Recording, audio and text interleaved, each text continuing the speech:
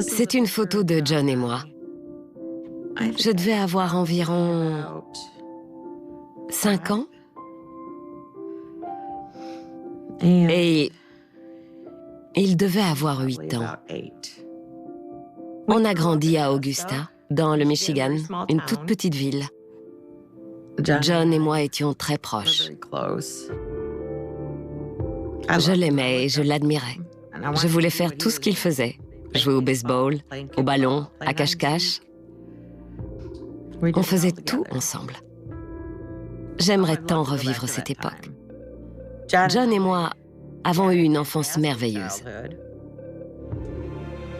Une enfance tout à fait normale. Mais quelque part en chemin, il lui est arrivé quelque chose. Il a laissé entrer le mal.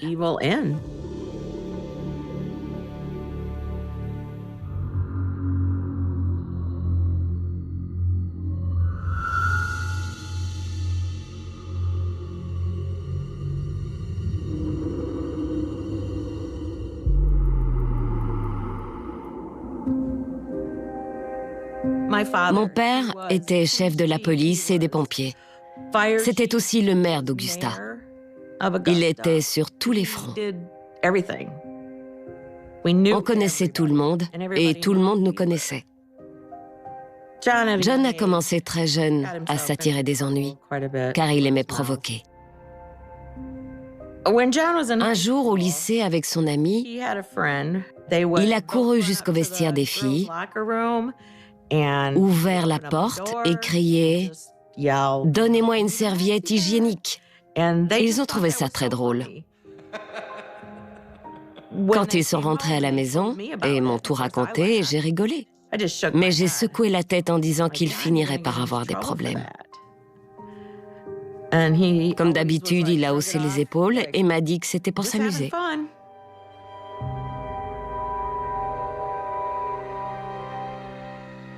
Mes parents mettaient un point d'honneur à ce qu'on dise la vérité.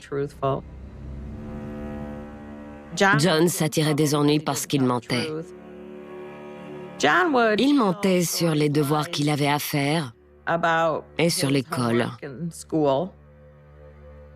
Il avait toujours une excuse ou une histoire pour justifier ce qu'il avait fait. Il n'assumait jamais la responsabilité de ses actes. Quand on était malhonnête et qu'on mentait, mon père nous punissait. Allez, John, à vous!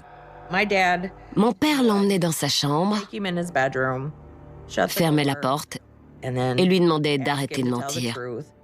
Si John n'avouait pas, il se faisait corriger.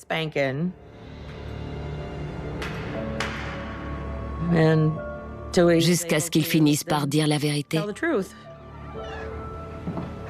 Quand John se faisait frapper, ça me perturbait.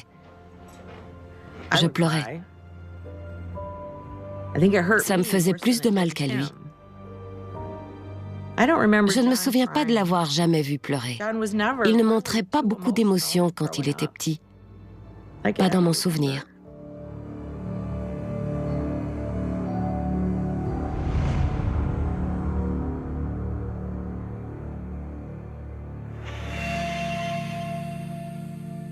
John et moi, on jouait ensemble une fois que mes parents étaient couchés. La chambre de John était juste à côté de la mienne. Quand mes parents nous croyaient au lit, on jouait à se lancer des objets. Des peluches la plupart du temps. On les lançait et on riait. On faisait ça tout le temps. Un soir, j'ai lancé une peluche dans sa chambre, mais il ne l'a pas renvoyée. Alors j'ai lancé autre chose. Toujours pas de réaction. J'ai pris un autre objet et je l'ai lancé.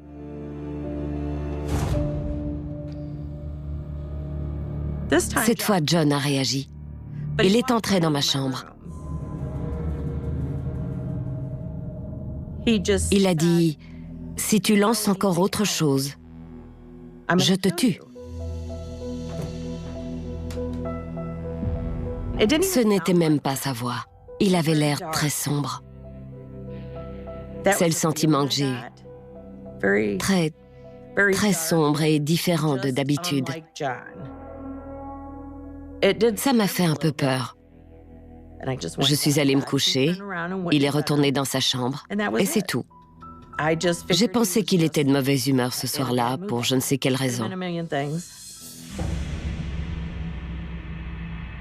Je ne crois pas qu'on ait rejoué à ce jeu après. On ne pense jamais que son frère puisse être méchant ou malveillant. On ne se dit jamais ça. Quand j'y repense aujourd'hui, maintenant que je sais ce qu'il a fait, je me dis que c'était peut-être un signe et que je n'ai rien remarqué. Sa menace ce soir-là aurait pu être plus que des paroles.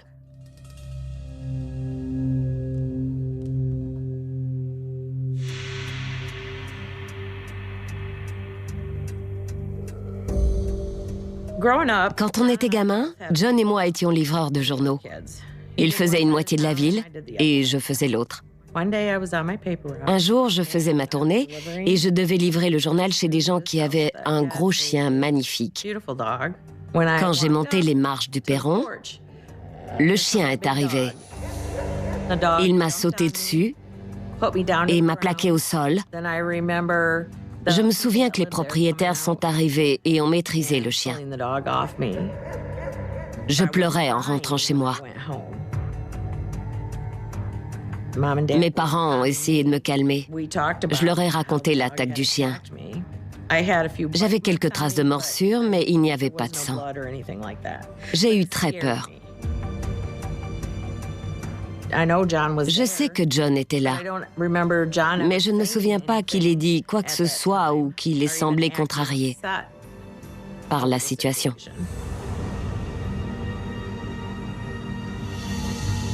Quand je suis retournée livrer le journal le lendemain, le chien avait disparu. Les jours suivants, il n'était pas là non plus. J'allais à l'école avec des enfants du quartier et ils m'ont raconté que les gens avaient retrouvé leur chien tué d'un coup de fusil. Le chien avait été abattu dans les bois. Je n'ai pas trouvé ça bizarre à l'époque. Tout le monde à Augusta était chasseur. Je n'ai fait le lien avec John que beaucoup plus tard. Je n'aurais jamais cru mon frère capable de faire ça. Peut-être que je ne voulais pas y croire.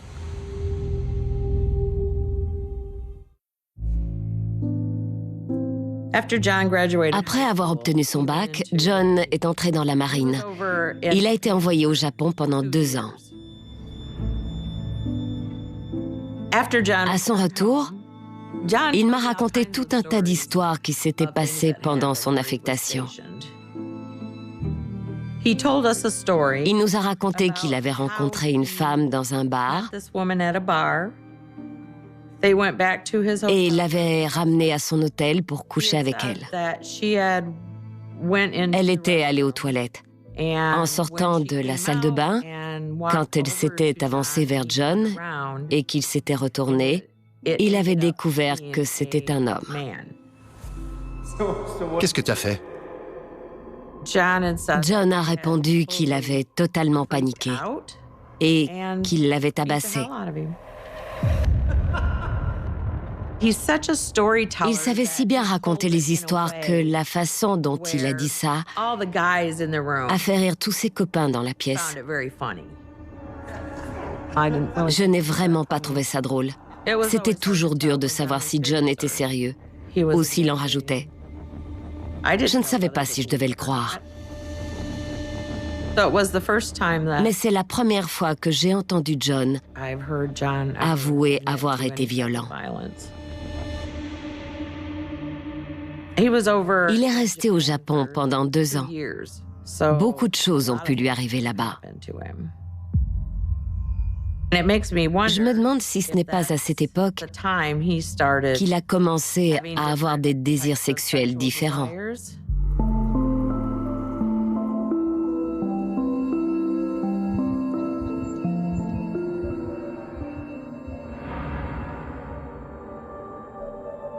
John a commencé à sortir avec une de mes copines de lycée. Elle est tombée enceinte et ils se sont mariés. Il avait une belle vie. Leur mariage semblait marcher.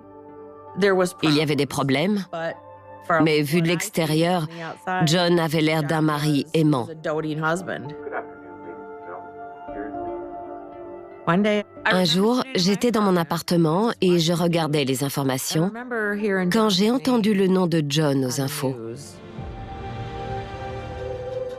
Apparemment, John White avait été arrêté pour avoir poignardé Teresa Morris à plusieurs reprises. Elle avait survécu à l'agression. J'ai tout de suite paniqué. Je ne trouve pas de meilleure façon de le dire. Je n'y croyais pas. La femme de John m'a appelée. Elle m'a raconté que John et Teresa étaient en bas en train de fumer un joint.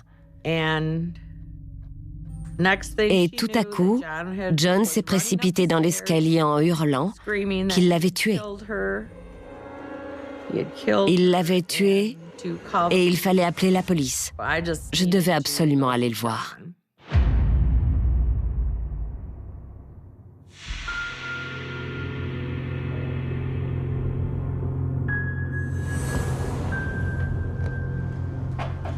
La première fois que je l'ai vu en prison, il avait des entailles sur les mains, au niveau des pouces. Je lui ai demandé comment il s'était fait ça. Et il m'a répondu qu'elle avait attaqué avec un couteau. Elle a essayé de me poignarder. Il fumait de la drogue. Et Teresa s'était jetée sur lui avec un couteau parce qu'elle voulait lui voler ce qu'il avait. L'emplacement des entailles sur ses mains ne concordait pas avec cette histoire de légitime défense. John a déclaré s'être évanoui et à son réveil, il l'aurait vu par terre en sang. Ça n'avait aucun sens pour moi. Je ne comprenais pas pourquoi et comment il avait pu faire ça. Et pourquoi il l'aurait fait délibérément. Je ne croyais pas que John avait voulu la poignarder.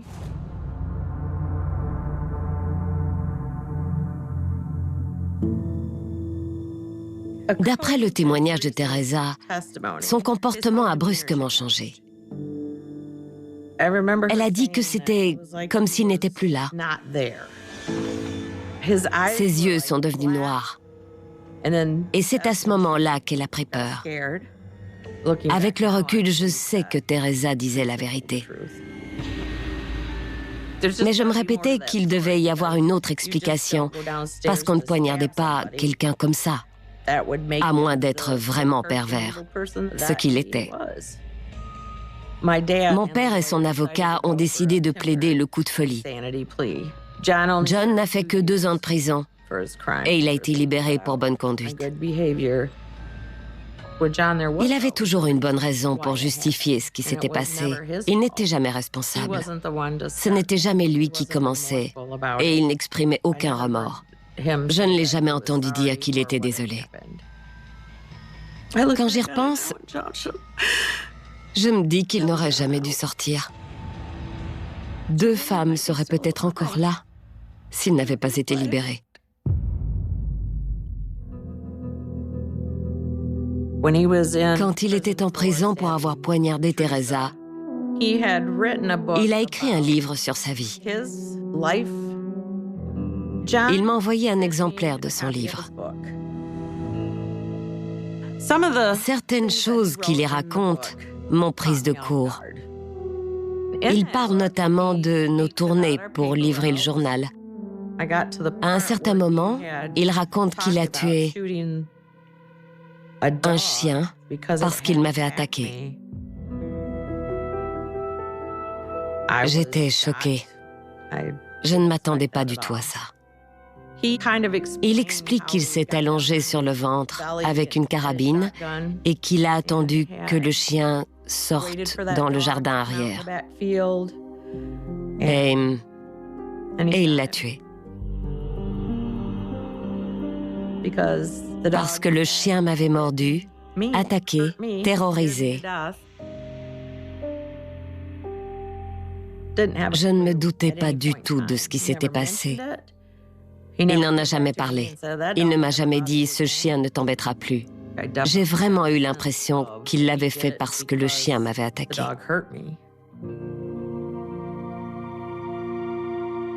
J'ai compris que sa notion du bien et du mal était complètement faussée. De toute évidence, je ne savais pas tout de mon frère.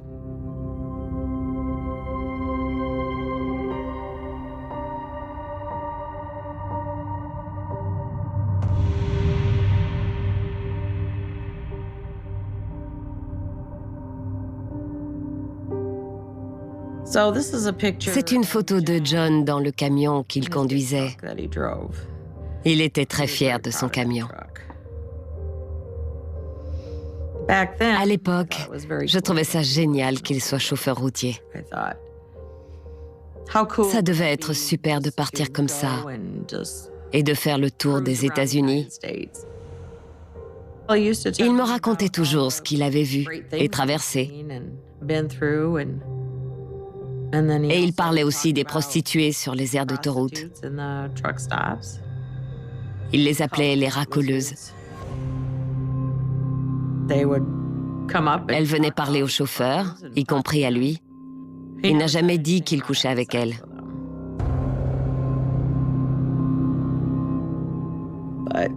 Mais d'après ses amis, il aurait raconté qu'il faisait monter des prostituées dans son camion. Et qu'après avoir couché avec elles, il les jetait dans une benne à ordures. Il n'a jamais dit en avoir tué. Simplement, quand il en avait fini avec elles, il les jetait dans la benne. La première fois que j'ai entendu ça, j'ai pensé que ses amis inventaient, ou que John affabulait comme d'habitude. Et s'il avait vraiment fait monter une prostituée dans son camion? S'il avait vraiment tué une fille avant de la jeter dans une benne?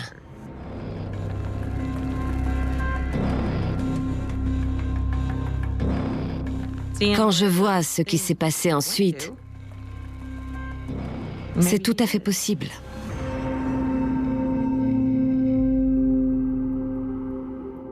Je pense que la vie de John sur les routes, c'était son côté noir, sa vie de criminel, son autre visage.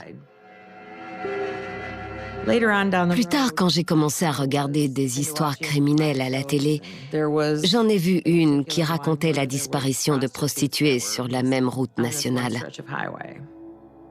Je me demande si John n'aurait pas été impliqué là-dedans. Je n'y ai pas vraiment prêté attention à l'époque. Je n'ai pas pris ça au sérieux avant Vicky.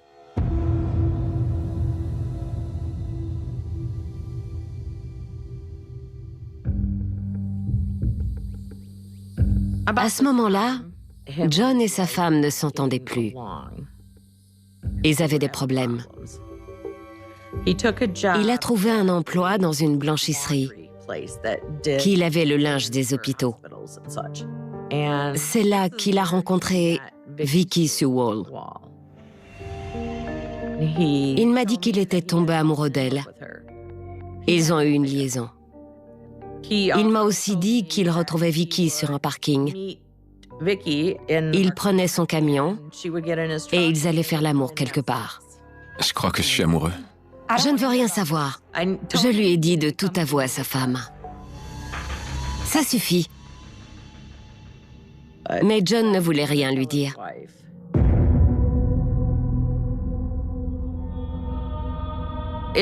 En juillet 1994, on a reçu un appel de la femme de John vers 2 ou 3 heures du matin. Elle disait qu'il avait fait du mal à quelqu'un et qu'il voulait se suicider. J'étais totalement paniquée, qu'il cherchait des excuses, parce qu'on ne meurt pas comme ça. J'ai essayé de me convaincre que c'était un accident, Mais au fond de moi, je ne savais pas si c'était le cas. On a très vite fait le rapprochement. Et on s'est demandé si John n'était pas impliqué.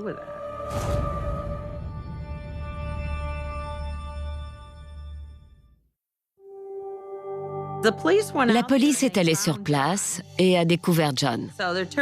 Elle a aussi trouvé une vidéo de surveillance où on voit John s'arrêter à côté de la voiture de Vicky.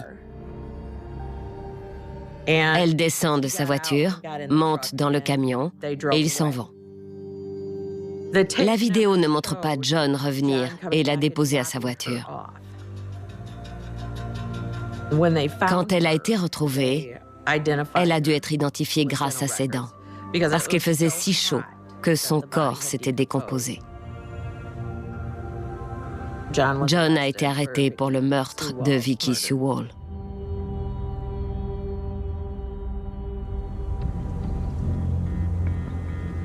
Je suis allée voir John en prison pour avoir sa version de l'histoire. Il m'a raconté que Vicky aimait la strangulation et la brutalité. Il venait la chercher sur le parking d'un grand magasin. Ils sortaient de la ville et ils couchaient ensemble. Cette fois-là, après avoir terminé, il a vu qu'elle était avachie sur le siège.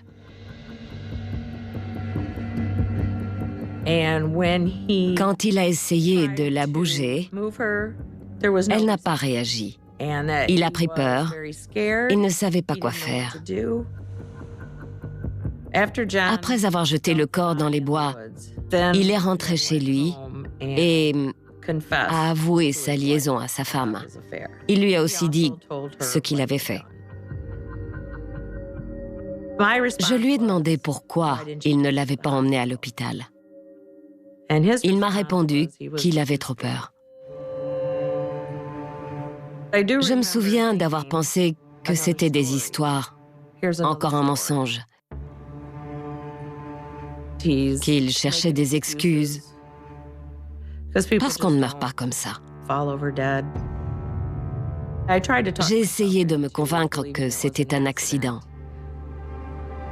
Mais au fond de moi, je ne savais pas si c'était le cas. Avec le recul, je me demande si son histoire était vraie. C'était tellement tiré par les cheveux que c'était difficile à croire. Il avait très bien pu la tuer. Puis, en mai 1995, John a été reconnu coupable de meurtre et condamné à 12 ans de prison.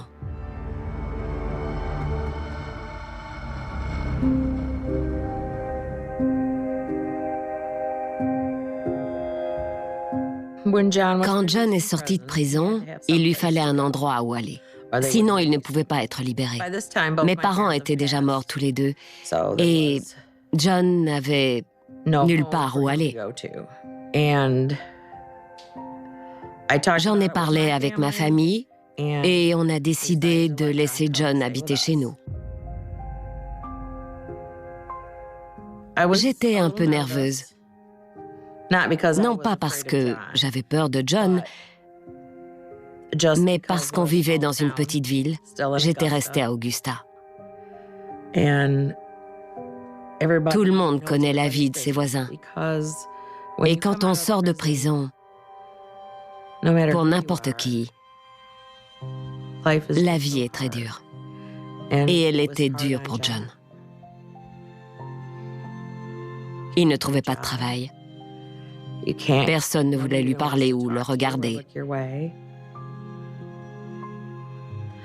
Et bien sûr, c'était mérité. Mais j'étais sa sœur et je voulais lui donner une deuxième chance. J'étais en colère contre tous ces gens qui se comportaient comme ça. Mais quand je regardais les choses par leur prisme, je comprenais tout à fait leur réaction. J'essayais de me mettre à leur place. Je n'étais pas inquiète. Je n'avais pas peur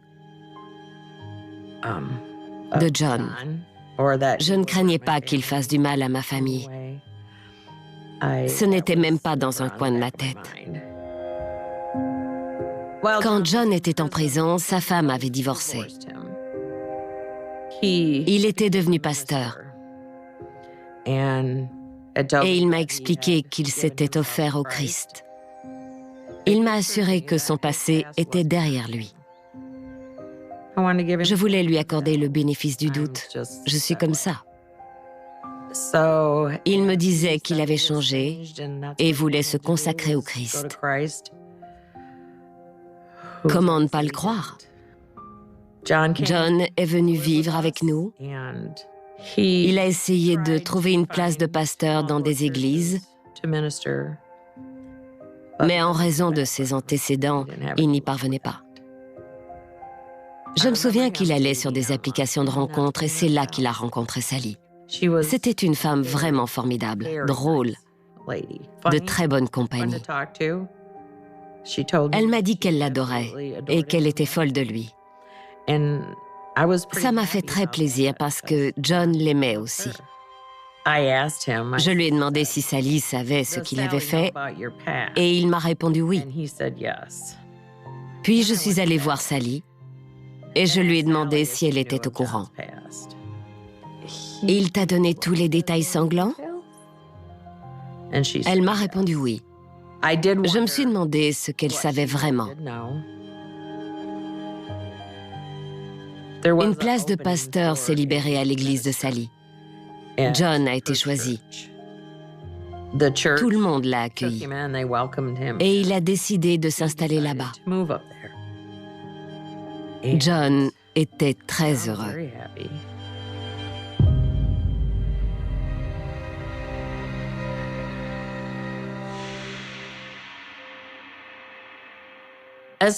Au bout de quelque temps, John et Sally se sont fiancés. Sally avait déjà une fille. Elle s'appelait Rebecca.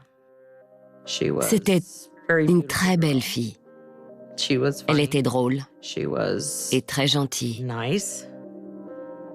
John était heureux que Rebecca devienne sa belle-fille. Ils se sont rapprochés. John a emménagé dans un mobil-home dans le camping où vivait Rebecca.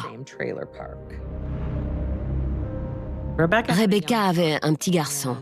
John en parlait en bien et faisait beaucoup de choses avec lui.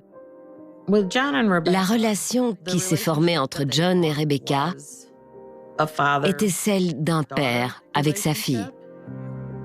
John est tombé malade. Il a attrapé un très mauvais rhume. Et comme Rebecca vivait dans le même camping, elle lui préparait de la soupe, allait prendre de ses nouvelles, lui apportait de la pizza. En échange, quand Rebecca devait travailler, John venait s'occuper de son fils.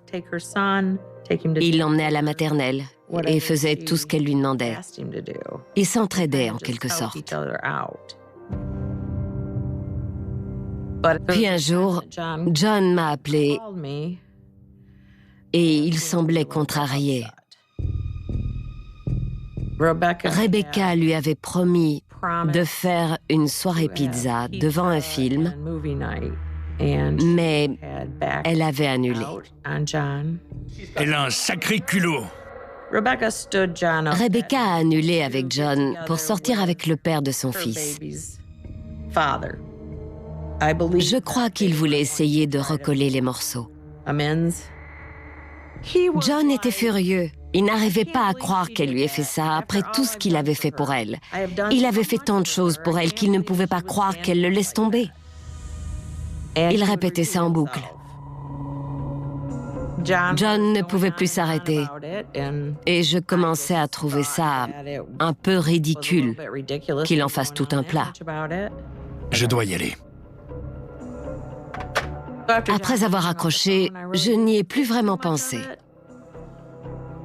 Avec le recul, je me dis qu'il était en train de devenir obsédé par elle. Quand j'y repense, je comprends qu'il avait des intentions meurtrières envers sa belle-fille. Le 30 octobre, J'ai reçu un coup de téléphone de John. Il m'a dit que Rebecca avait disparu.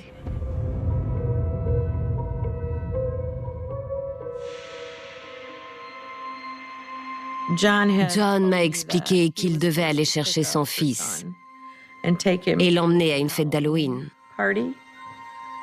Mais quand il était arrivé chez elle, elle était introuvable.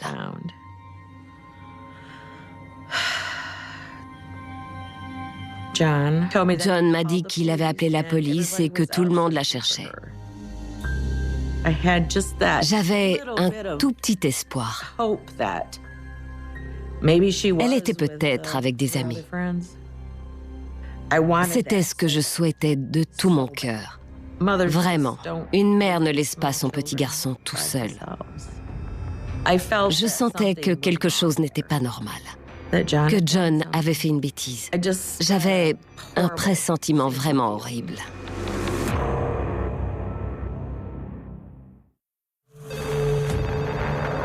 Un ou 2 jours après avoir eu cette conversation avec John, j'ai reçu un appel de Sally. Elle était bouleversée. Elle m'a dit que le corps de Rebecca avait été retrouvé et que c'était un meurtre. Elle m'a aussi dit que John l'avait appelée du poste de police. Il lui avait dit qu'il l'aimait et que c'était lui qui avait tué Rebecca.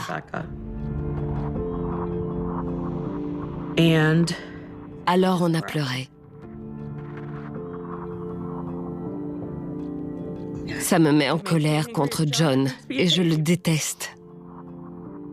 C'est horrible quand je pense à ce que Rebecca a dû endurer.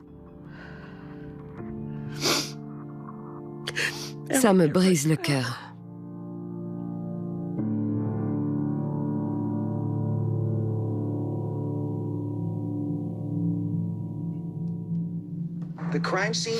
Le décor de scène du crime était déjà posé dans le mobil-home de Rebecca Gay avec les autres décorations d'Halloween. Lors d'une conférence de presse, la police a détaillé les aveux de John White. Tôt le matin d'Halloween, White est entré par la porte non verrouillée et a vu Rebecca Gay dans le couloir. Il a déclaré avoir agi pour assouvir son fantasme de tuer une femme et d'avoir des rapports sexuels après sa mort. Le suspect... Non, non, je ne peux pas, je ne peux pas. Non. Non, non.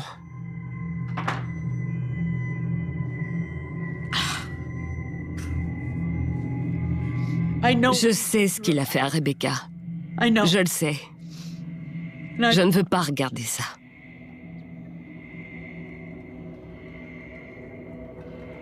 Je ne veux pas. Désolée, je ne veux pas. Je sais ce qu'il a fait. Il est entré chez elle. Il l'a frappée à la tête avec un maillet. Il a violé son cadavre et il l'a jeté dans un fossé. J'ai déjà ressassé tout ça. Je ne veux pas replonger.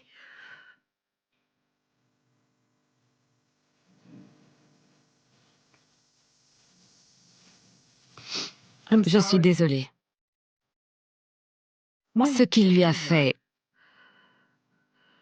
est impardonnable.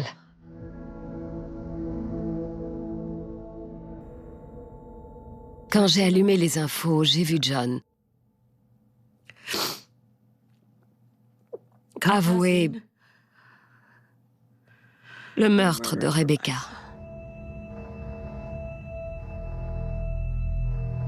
Je me souviens d'avoir ressenti de la colère et de la sidération.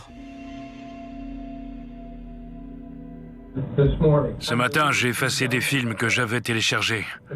C'est ce qu'on appelle des psychothrillers. Ce sont des films qui montrent des hommes en train d'étrangler des femmes et de les violer après. Quand je bois, j'ai envie de faire la même chose. Et j'avais bu 5 bières. Je me souviens d'avoir traversé la pelouse, ouvert la porte de derrière et d'être entré. J'avais un maillet en caoutchouc. Elle est arrivée dans le couloir parce qu'elle avait entendu la porte. Elle est allée voir derrière et je l'ai frappée avec le maillet. Je ne sais plus combien de fois. Je n'arrivais pas à le croire. J'étais sous le choc. Tout le monde l'était. Seul le diable peut faire ça. Je sais que je suis un monstre. Il faut me mettre en cage. John a été reconnu coupable de meurtre et condamné à 56 ans de prison. Il méritait bien plus que ça. Il méritait...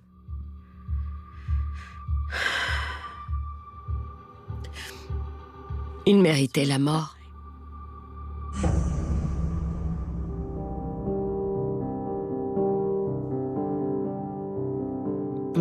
Quand je regarde cette photo, je vois John White, un tueur en série. Ce n'est pas mon frère.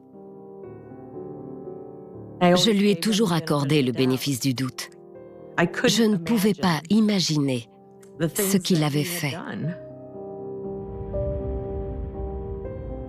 Pour moi, parler de John et raconter ce qu'il a fait m'a ôté un poids. Mais la photo de Rebecca, ça me fait mal au cœur. Ça me brise le cœur.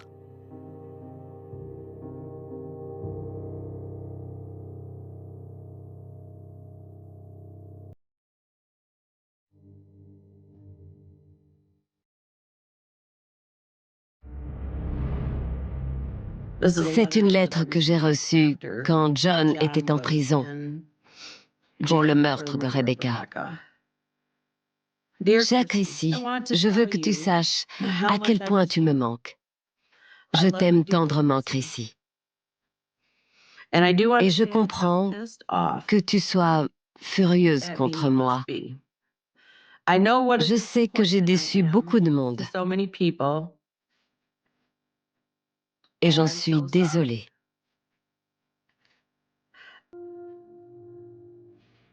C'était la première fois que je l'entendais dire ça, mais j'en croyais pas un mot. Il était désolé de s'être fait prendre. Mais il n'était pas sincèrement désolé.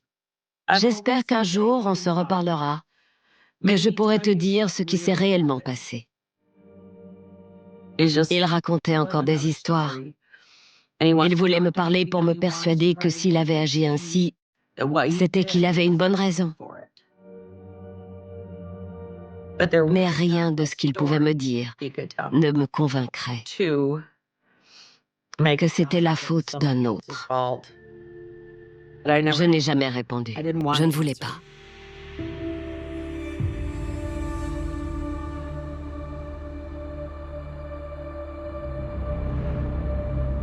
John m'appelait tous les jours, parfois 2 fois par jour. Je n'ai jamais accepté ses appels. Personne n'était plus de son côté. J'avais été là pour lui. Il était ma famille, je l'avais soutenu, j'avais cru en lui. J'ai dû reconnaître que je m'étais trompée, me l'avouer à moi-même. Je me rends compte que John avait un autre visage, malveillant. Je le vois aujourd'hui. Mais je ne le voyais pas avant. Raconter mon histoire a été très éprouvant, mais ça m'a aussi soulagée. Toute cette expérience m'a aidée, plus que vous ne le pensez, car j'arrive à parler de lui, au lieu de refouler tout ça. Il m'a trahi, bien sûr, moi et sa famille.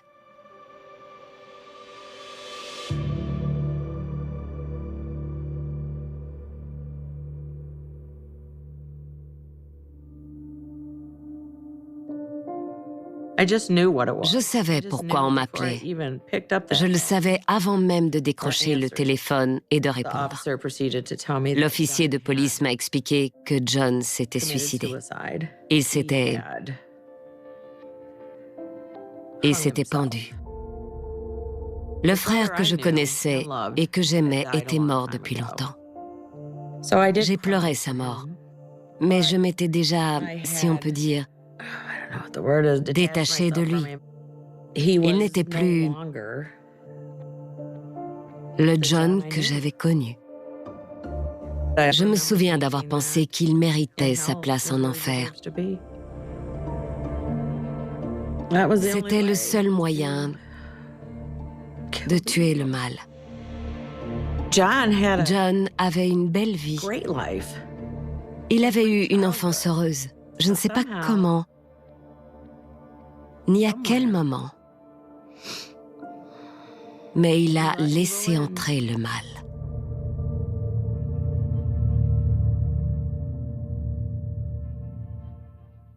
Il y a des nuits qui refusent de mourir, des dates qui s'incrustent dans la mémoire collective comme une cicatrice jamais refermée, et à Toulouse, l'année 2001 reste gravée comme une plaie ouverte, un cold case murmuré à voix basse dans les cafés, dans les couloirs des commissariats, dans les familles qui n'ont jamais eu le luxe d'un adieu, car tout commence par une absence, une disparition banale en apparence, presque insignifiante, jusqu'à ce qu'elle devienne insupportable, car ce soir-là, personne n'imaginait que la ville rose allait basculer dans une énigme qui résisterait aux années, aux enquêteurs, aux certitudes, et que la vérité, longtemps enterrée, finirait par éclater brutalement, comme un coup de feu dans le silence.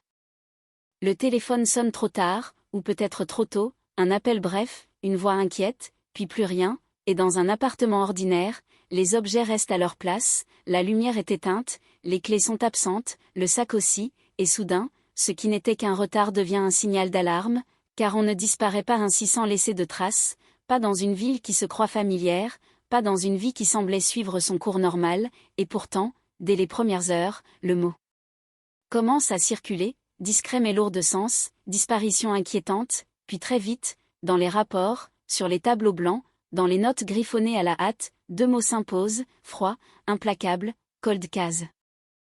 La police arrive, observe, photographie, interroge, mesure le silence, car un lieu vide peut parler plus fort qu'un témoin, et ici, il parle de routine interrompue, de gestes quotidiens jamais achevés, d'une vie suspendue au milieu d'une phrase, et déjà, les voisins décrivent des détails contradictoires, une silhouette aperçue, une voiture mal garée, un bruit sourd confondu avec la circulation nocturne, des éléments trop vagues pour être des preuves, trop précis pour être ignorés, et dans ce brouillard initial, l'enquête démarre à l'aveugle, car il n'y a ni corps, ni armes, ni scène de crime évidente, seulement une personne qui s'est volatilisée.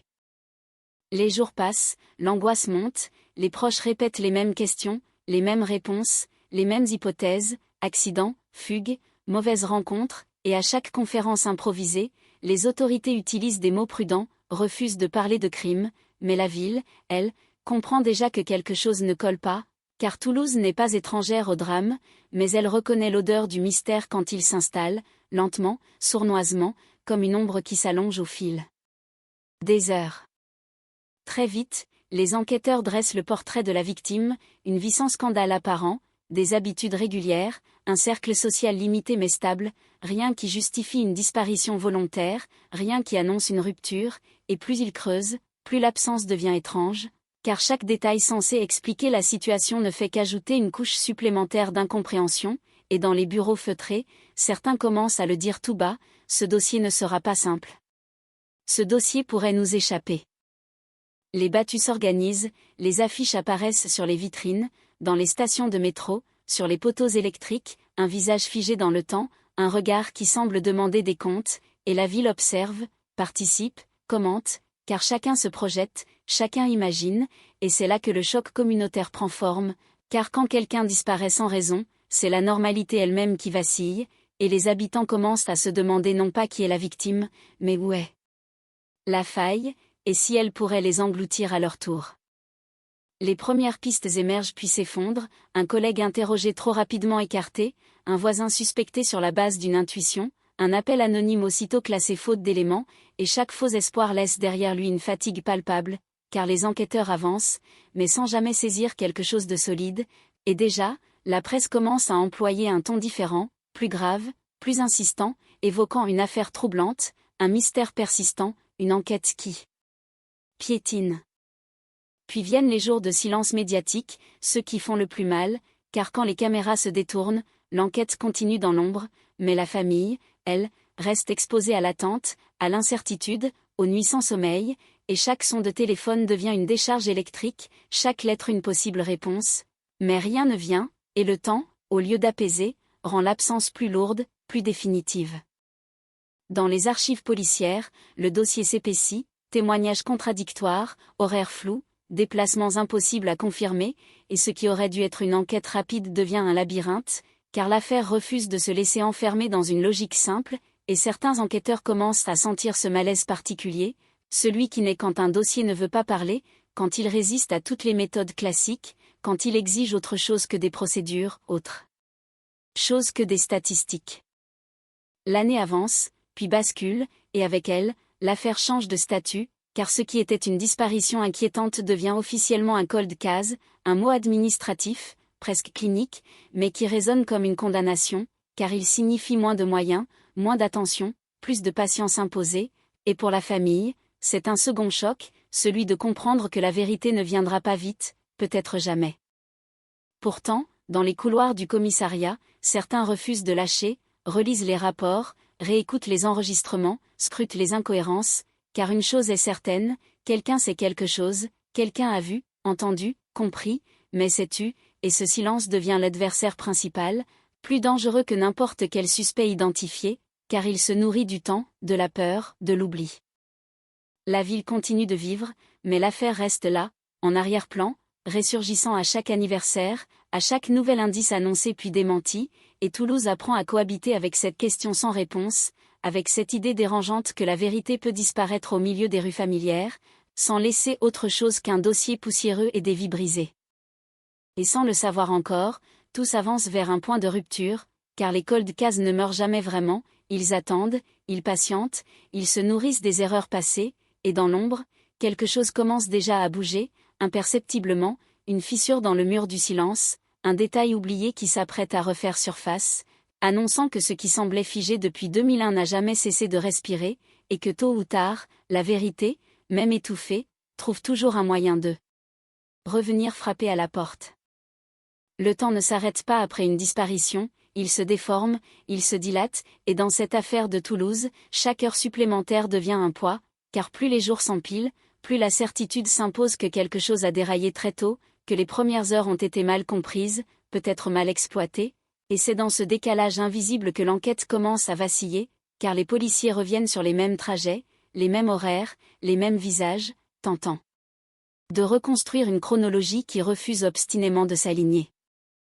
Les relevés téléphoniques arrivent, incomplets, fragmentés, parfois contradictoires, des appels passés puis effacés par le temps, des silences trop longs, des zones blanches où la technologie de l'époque se révèle cruellement limitée, et pourtant, au milieu de ces données imparfaites, certains détails accrochent l'œil, une communication tardive, une localisation approximative, rien d'assez solide pour accuser, mais trop précis pour être ignoré, et déjà, dans les salles d'interrogatoire, la tension monte, car chaque témoin interrogé semble savoir quelque chose sans jamais pouvoir le formuler clairement.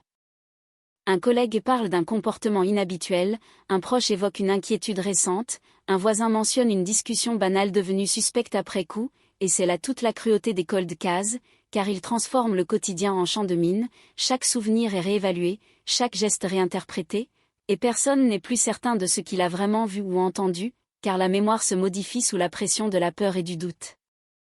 Les enquêteurs explorent les itinéraires possibles, les zones périphériques, les lieux de passage obligés, les parkings, les terrains vagues, les bords de route, et chaque fouille qui ne donne rien renforce l'idée qu'une intelligence a œuvré, qu'il ne s'agit pas d'un acte impulsif, mais d'un événement pensé, maîtrisé, effacé avec soin, et cette hypothèse glace l'équipe, car elle implique une préméditation, un sang-froid, une capacité à disparaître sans laisser de traces dans une ville pourtant quadrillée. La presse commence à s'impatienter, les titres se durcissent, parlent d'enquêtes au point mort, de mystères épais, de pistes abandonnées, et cette pression médiatique agit comme un projecteur cruel, car elle oblige les forces de l'ordre à communiquer sans avoir grand-chose à dire, et chaque déclaration prudente est interprétée comme un aveu d'impuissance, alimentant les rumeurs, les soupçons, les théories parallèles. Dans les cafés, dans les bureaux, dans les files d'attente, on chuchote des noms, on reconstruit l'affaire avec des fragments d'informations, on accuse sans preuve, on innocente sans certitude, et cette justice populaire, diffuse mais persistante, crée un climat délétère, car elle enferme certains individus dans des rôles qu'ils n'ont peut-être jamais joués, tandis que le véritable responsable, s'il existe, observe en silence, protégé par le chaos ambiant. Les enquêteurs, eux, poursuivent, croisent les agendas, vérifient les alibis, découvrent des incohérences mineures, des horaires qui ne coïncident pas parfaitement, des déplacements dont personne ne se souvient vraiment, et chaque fois qu'une piste semble enfin se solidifier, elle se délite sous l'examen minutieux, faute de preuves matérielles, faute de témoins directs, faute de ce détail décisif qui ferait basculer l'affaire. Puis survient un événement, discret mais troublant, un témoignage tardif, une information transmise presque par hasard, quelqu'un qui dit avoir vu quelque chose cette nuit-là, sans en mesurer l'importance sur le moment, une présence inhabituelle, un véhicule mal éclairé, un échange bref, et cette parole, bien que fragile, réactive l'enquête, redonne un souffle, car elle ouvre une nouvelle fenêtre temporelle, un nouvel angle, et pendant quelques semaines, l'espoir renaît.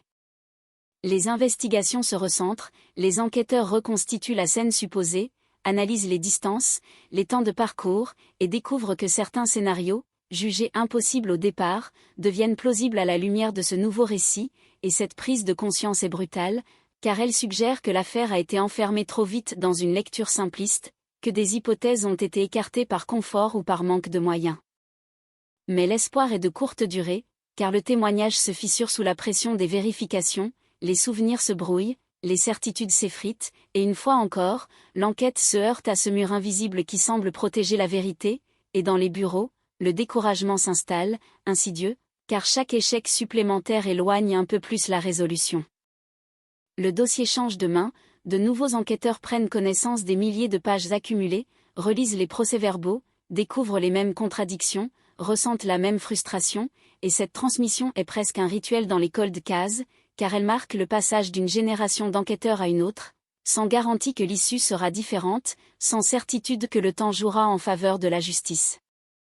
Pendant ce temps, la famille vit dans une attente suspendue, oscillant entre l'espoir irrationnel et la résignation douloureuse, car chaque année qui passe sans réponse est une année volée, et l'absence devient une présence permanente, un fantôme qui s'invite à chaque repas, à chaque événement, rappelant que la vie ne s'est jamais vraiment remise en marche.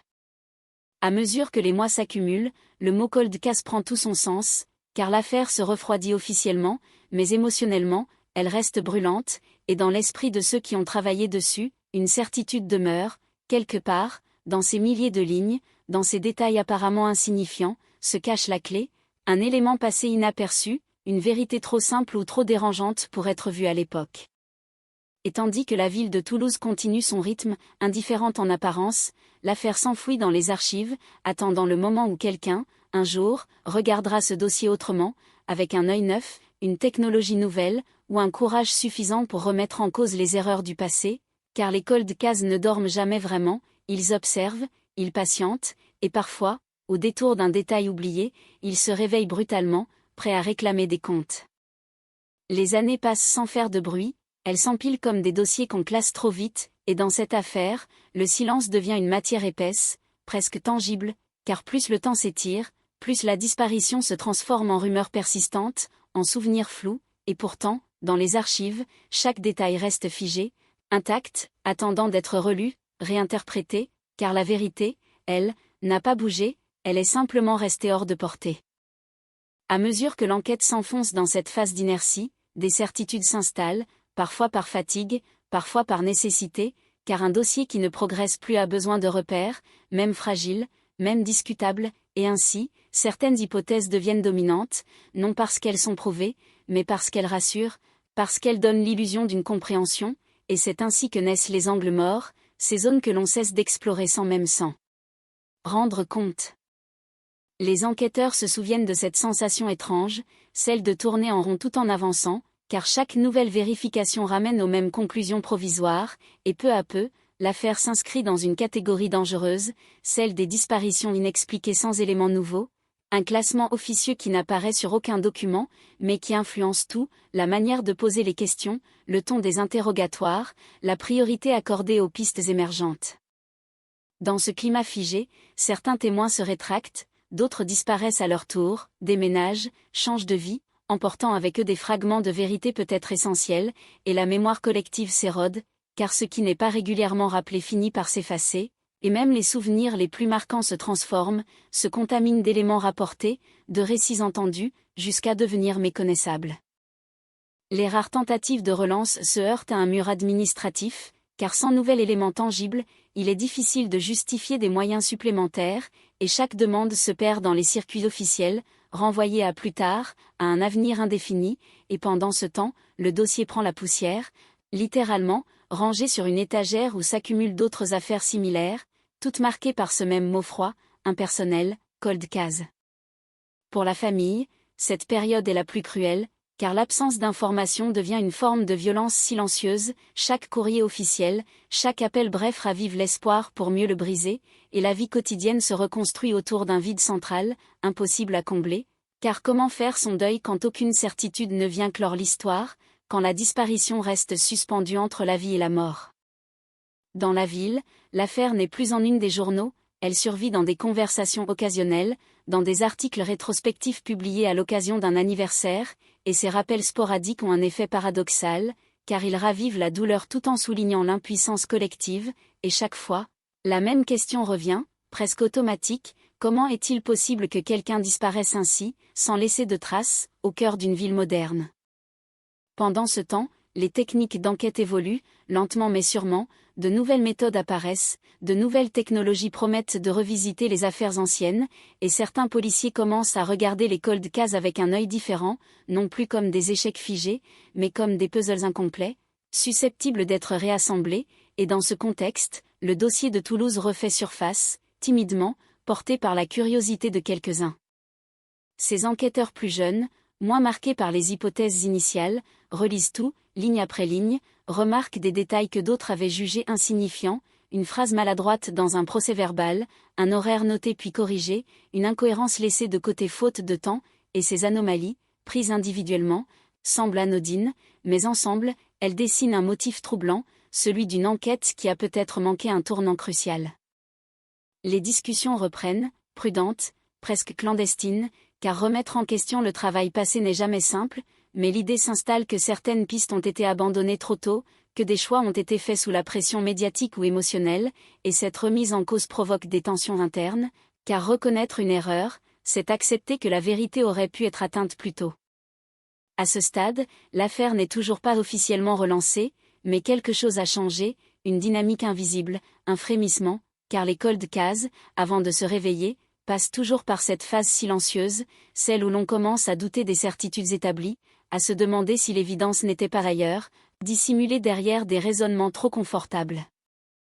La famille ressent ce changement sans pouvoir le nommer, quelques appels supplémentaires, des questions plus précises, des demandes de documents anciens, et ces signes infimes suffisent à ranimer une flamme fragile, car même après des années, l'espoir n'est jamais complètement mort, il se cache, se replie, mais il attend la moindre occasion pour ressurgir. Dans les bureaux, les enquêteurs dressent des tableaux, croisent les données anciennes avec les nouvelles possibilités techniques, imaginent des scénarios jusque-là jugés improbables, et cette phase de réinterprétation est à la fois exaltante et terrifiante, car elle ouvre la porte à des vérités dérangeantes, à l'idée que la disparition n'était peut-être pas le fruit du hasard, ni d'une rencontre fortuite, mais le résultat d'un enchaînement précis, presque banal, qui a mal tourné. Plus ils avancent dans cette relecture, plus un sentiment s'impose, celui que la clé de l'affaire se trouvait dès le départ dans le dossier, caché à la vue de tous, et cette prise de conscience est lourde, car elle transforme le passé en terrain miné, chaque décision prise à l'époque est réexaminée, chaque piste écartée devient une question sans réponse. Et tandis que ces réflexions s'accumulent, sans encore franchir le seuil d'une relance officielle, l'affaire de Toulouse sort lentement de sa torpeur, comme un organisme qui se réveille après une longue hibernation, car les cold cases ne reviennent jamais brusquement, ils se signalent par des signes discrets, des doutes persistants, des détails qui refusent de rester enfouis, annonçant qu'après des années de silence, quelque chose est sur le point de se fissurer, et que le passé, tôt ou tard, exigera d'être confronté. Ce qui commence comme une simple relecture finit par ressembler à une remise en cause profonde, car plus les enquêteurs s'attardent sur les documents anciens, plus une sensation inconfortable s'impose, celle d'avoir regardé trop longtemps au même endroit sans jamais vraiment voir, et dans ce dossier de Toulouse, certaines évidences apparaissent désormais comme des angles morts soigneusement entretenus par l'habitude, par la fatigue, par la pression d'aller vite à l'époque, et ce constat agit comme un électrochoc silencieux. Une chronologie est reconstruite, minute par minute, non plus à partir de ce que l'on croyait savoir, mais à partir de ce qui est réellement écrit, consigné, enregistré, et très vite, des décalages apparaissent, des horaires qui ne coïncident pas, des déplacements supposés impossibles qui deviennent plausibles, des silences dans les procès-verbaux qui prennent soudain une autre dimension, et ce travail minutieux révèle une vérité dérangeante, l'enquête initiale s'est appuyée sur des présupposés fragiles, acceptés trop rapidement parce qu'ils facilitaient la compréhension. Certains témoins clés, interrogés dans l'urgence au début, n'ont jamais été réentendus dans des conditions plus calmes, plus précises, et leurs déclarations, figées dans le temps, ont servi de fondation à toute la suite, sans jamais être véritablement consolidées, et aujourd'hui, en relisant leurs mots, les enquêteurs perçoivent des hésitations, des formulations floues, des phrases qui semblent éviter quelque chose, non par malveillance, mais par peur, par confusion, ou simplement par incapacité à mesurer l'importance de ce qu'ils avaient vu. Une piste longtemps considérée comme secondaire refait surface, presque par accident, un détail géographique, un lieu de passage jugé anodin, mais qui, replacé dans la nouvelle chronologie, devient central, car il relie plusieurs éléments épars, plusieurs témoignages jusque-là incompatibles, et cette découverte crée un frisson, car elle suggère que la disparition s'est jouée dans un périmètre bien plus restreint que prévu, sous des yeux qui n'ont jamais su quoi regarder.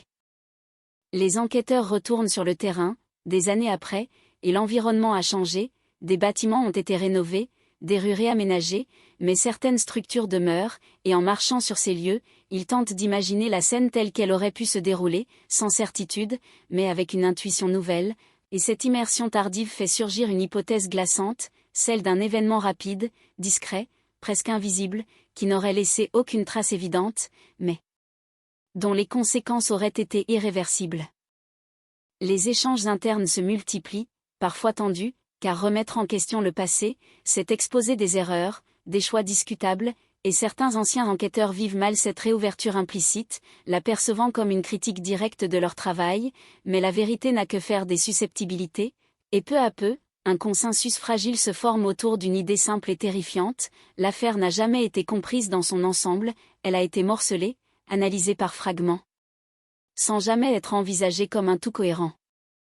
La famille est informée de cette évolution, avec prudence, avec des mots choisis, car chaque annonce doit être pesée, et pourtant, malgré cette réserve, l'émotion est palpable, car pour la première fois depuis longtemps, il ne s'agit pas d'un simple rappel administratif, mais d'un véritable changement de regard, et cette nuance suffit à raviver des attentes enfouies, à redonner une forme de sens à des années d'attente.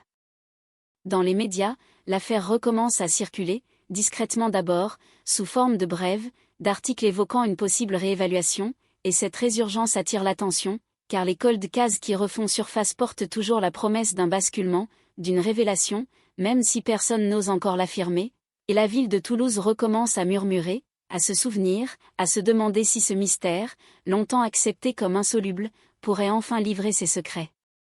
Les enquêteurs sollicitent de nouveaux outils, de nouvelles expertises, exploitent des technologies qui n'existaient pas en 2001, croisent des données autrefois incompatibles, et chaque résultat, même négatif, apporte une information précieuse, car il élimine des hypothèses anciennes, affine le champ des possibles, et resserre progressivement l'étau autour d'une vérité longtemps diffuse. Un nom revient, pas comme une accusation, mais comme une présence persistante dans le dossier, quelqu'un déjà mentionné, déjà interrogé, mais jamais réellement exploré, car à l'époque, rien ne permettait de le relier directement à la disparition, et aujourd'hui encore, les preuves manquent, mais les incohérences s'accumulent, et ce faisceau fragile suffit à relancer des vérifications, à poser de nouvelles questions, à revisiter des alibis vieux de plusieurs années. Ce moment marque un tournant silencieux, car l'affaire quitte définitivement le statut de dossier figé pour entrer dans une phase active, même si elle n'est pas encore officiellement reconnue comme telle, et cette transition est lourde de conséquences, car elle signifie que le passé va être confronté, que des certitudes vont être ébranlées, et que certaines personnes, qui pensaient être à l'abri du temps, pourraient bientôt se retrouver face à des questions qu'elles n'avaient jamais vraiment cessé de craindre.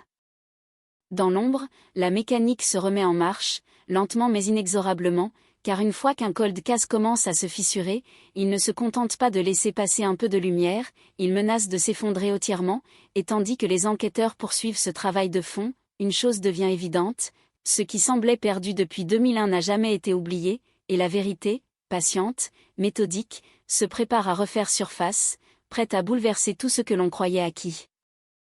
À partir de cet instant, l'enquête cesse d'être abstraite, elle se rapproche, elle se concentre, car lorsqu'un nom commence à revenir trop souvent dans un dossier, même sans preuve formelle, il agit comme un aimant, attirant autour de lui des détails jusque-là dispersés, et dans cette affaire de Toulouse, ce nom n'est pas encore prononcé publiquement, mais il circule déjà dans les bureaux, à voix basse, comme une hypothèse que l'on n'ose pas encore formuler à haute voix. Les enquêteurs reprennent les auditions anciennes, non pas pour les répéter, mais pour les déconstruire, chaque phrase est disséquée, chaque hésitation recontextualisée, et ce travail révèle une constante troublante, certaines réponses semblent calibrées, comme si elles avaient été pensées pour ne rien révéler tout en donnant l'impression de coopérer, et cette impression, subjective mais persistante, alimente un malaise croissant, car elle suggère une maîtrise, une anticipation, une volonté de contrôler le récit. Les alibis sont réexaminés, confrontés aux nouvelles chronologies, aux données techniques désormais exploitables, et ce qui apparaissait solide en 2001 commence à se fissurer, non pas par contradiction flagrante, mais par accumulation d'imprécisions, des horaires trop larges, des témoins trop vagues, des souvenirs trop commodes, et ces zones grises deviennent soudain visibles, comme si la lumière avait changé d'angle. Dans cette phase, l'enquête progresse par petites secousses, chaque découverte est minuscule, presque décevante isolément, mais ensemble, elles composent une image de plus en plus cohérente, celle d'un scénario qui n'était pas censé durer, qui n'était pas censé devenir une disparition définitive, et cette hypothèse est glaçante, car elle transforme l'affaire en une succession de décisions prises sous la pression, de gestes irréversibles accomplis dans l'urgence. Les enquêteurs s'interrogent sur les motivations possibles, cherchent un mobile, un conflit latent, une tension passée inaperçue, et en fouillant dans les relations de la victime, ils découvrent des zones d'ombre, des frictions mineures, jamais signalées, jamais jugées suffisamment graves pour être notées à l'époque, mais qui, avec le recul, prennent une autre couleur, car les crimes les plus durables naissent souvent de conflits banals, de rancunes ordinaires, amplifiées par une circonstance imprévue. La famille est de nouveau sollicitée, invitée à replonger dans des souvenirs qu'elle avait tenté de refermer, et cette étape est douloureuse, car elle exige de revisiter des détails intimes, des conversations anciennes, des changements d'humeur qui semblaient insignifiants, et chaque réponse donnée est accompagnée d'une crainte muette, celle de découvrir que la vérité était plus proche qu'on ne l'imaginait, qu'elle se trouvait peut-être déjà là, sous leurs yeux, sans qu'ils aient su la reconnaître. Dans la ville, les rumeurs reprennent de la vigueur, alimentées par des fuites, par des interprétations hâtives, et certains noms commencent à circuler, parfois injustement, parfois avec une insistance troublante, et cette agitation crée une pression supplémentaire sur les enquêteurs, car chaque faux pas médiatique pourrait compromettre des mois de travail, et pourtant, le secret devient de plus en plus difficile à maintenir. Les analyses techniques avancent, lentement mais sûrement, des objets anciens sont réexaminés, des traces autrefois inutilisables sont passées au crible de nouvelles méthodes, et même lorsque les résultats restent négatifs, ils contribuent à éliminer des scénarios, à affiner l'hypothèse centrale, car dans un cold case, savoir ce qui n'a pas eu lieu est parfois aussi crucial que de découvrir ce qui s'est réellement produit. À mesure que les soupçons se resserrent, les enquêteurs ressentent ce basculement subtil, ce moment où l'enquête cesse d'être une recherche ouverte pour devenir une confrontation imminente, car certaines personnes, autrefois périphériques, se retrouvent désormais au centre du dispositif, leurs paroles, leurs gestes passés, leur silence examiné sous un microscope impitoyable. Ce changement de statut est perceptible, même sans annonce officielle, car les convocations deviennent plus fréquentes, les questions plus précises, les contradictions moins tolérées, et pour ceux qui sont concernés, l'atmosphère se fait étouffante, car le temps, qui avait longtemps été un allié, commence à se retourner contre eux, révélant que l'oubli n'est jamais une protection durable. Dans les bureaux, l'équipe avance avec une prudence extrême, consciente que la moindre erreur pourrait offrir une échappatoire définitive, car après tant d'années, une occasion manquée serait irréparable, et cette responsabilité pèse lourd, car elle dépasse la simple résolution d'une affaire, elle touche à la crédibilité de tout un système, à la promesse implicite que même tardivement, la justice peut encore agir. À ce stade, l'enquête n'a pas encore franchi le seuil public, mais en interne, une certitude commence à se former, quelque chose s'est produit cette nuit-là, quelque chose de concret, de mesurable, et ce n'est plus une abstraction, ni un mystère diffus, mais un enchaînement précis qui attend d'être mis en lumière, et cette conviction transforme la manière de travailler, car chaque geste est désormais orienté vers un objectif clair, faire tomber le silence. Et tandis que les enquêteurs se préparent à franchir une étape décisive, une chose devient évidente, le cold case de Toulouse n'est plus en sommeil, il est en mouvement, et ce mouvement, lent mais inexorable, annonce une phase plus dangereuse encore, celle où la vérité, trop longtemps contenue, commence à menacer directement ceux qui ont bâti leur tranquillité sur l'oubli, car lorsque les soupçons se resserrent enfin, il n'y a plus d'échappatoire possible, seulement l'attente angoissée de ceux qui va suivre. La pression ne s'annonce pas, elle s'installe, elle infiltre chaque échange, chaque regard, et dans cette affaire de Toulouse, elle devient soudain palpable, presque oppressante, car lorsque les enquêteurs cessent de chercher pour commencer à vérifier, le rapport de force change, et ceux qui étaient à l'aise dans le flou commencent à trébucher dans la précision. Les convocations s'enchaînent, plus rapprochées, plus ciblées, les questions se resserrent autour de plages horaires étroites, de lieux précis, de gestes concrets, et cette méthode n'est pas brutale, elle est méthodique, car l'objectif n'est pas d'accuser, mais d'observer, de détecter ces micro-variations dans le discours, ces ajustements imperceptibles qui trahissent une mémoire travaillée, réécrite, polie par les années. Certains témoins tiennent bon, répètent mot pour mot ce qu'ils ont toujours dit, avec une assurance presque mécanique, d'autres vacillent, hésitent, corrigent une phrase, modifient un détail, et ces glissements infimes sont consignés, comparés, car dans les cold cases, la vérité ne surgit jamais sous la forme d'un aveu spectaculaire, elle se construit à partir d'incohérences cumulées, de dissonances qui finissent par dessiner une ligne claire. Les enquêteurs croisent ces nouvelles auditions avec les données anciennes, constatent que certaines versions n'ont jamais cessé d'évoluer, subtilement, au fil des années, comme si le récit s'adaptait à ce que l'on croyait savoir à chaque époque, et cette plasticité du souvenir est révélatrice, car la mémoire innocente s'efface, mais elle ne se transforme pas stratégiquement, elle ne se protège pas. Un détail longtemps négligé prend soudain une importance centrale, un laps de temps trop court pour ce qui était prétendument accompli, un déplacement trop rapide, une action impossible à réaliser dans les conditions décrites, et cette impossibilité devient un point d'appui solide, car elle n'est pas subjective, elle est mesurable, calculable, et face à elle, les discours se fragilisent. Les enquêteurs organisent des reconstitutions théoriques, testent les scénarios, chronomètrent, observent, et chaque simulation réduit l'espace du doute, car plus les hypothèses se confrontent au réel, plus certaines versions s'effondrent d'elles-mêmes, sans qu'il soit nécessaire de les attaquer frontalement. La tension est telle que même ceux qui ne sont pas directement visés la ressentent, car une enquête qui s'accélère aspire tout sur son passage, collègues, proches, relations périphériques, et chacun se demande jusqu'où cela ira, car à ce stade, il n'est plus possible de reculer sans tout perdre, ni d'avancer sans provoquer un choc.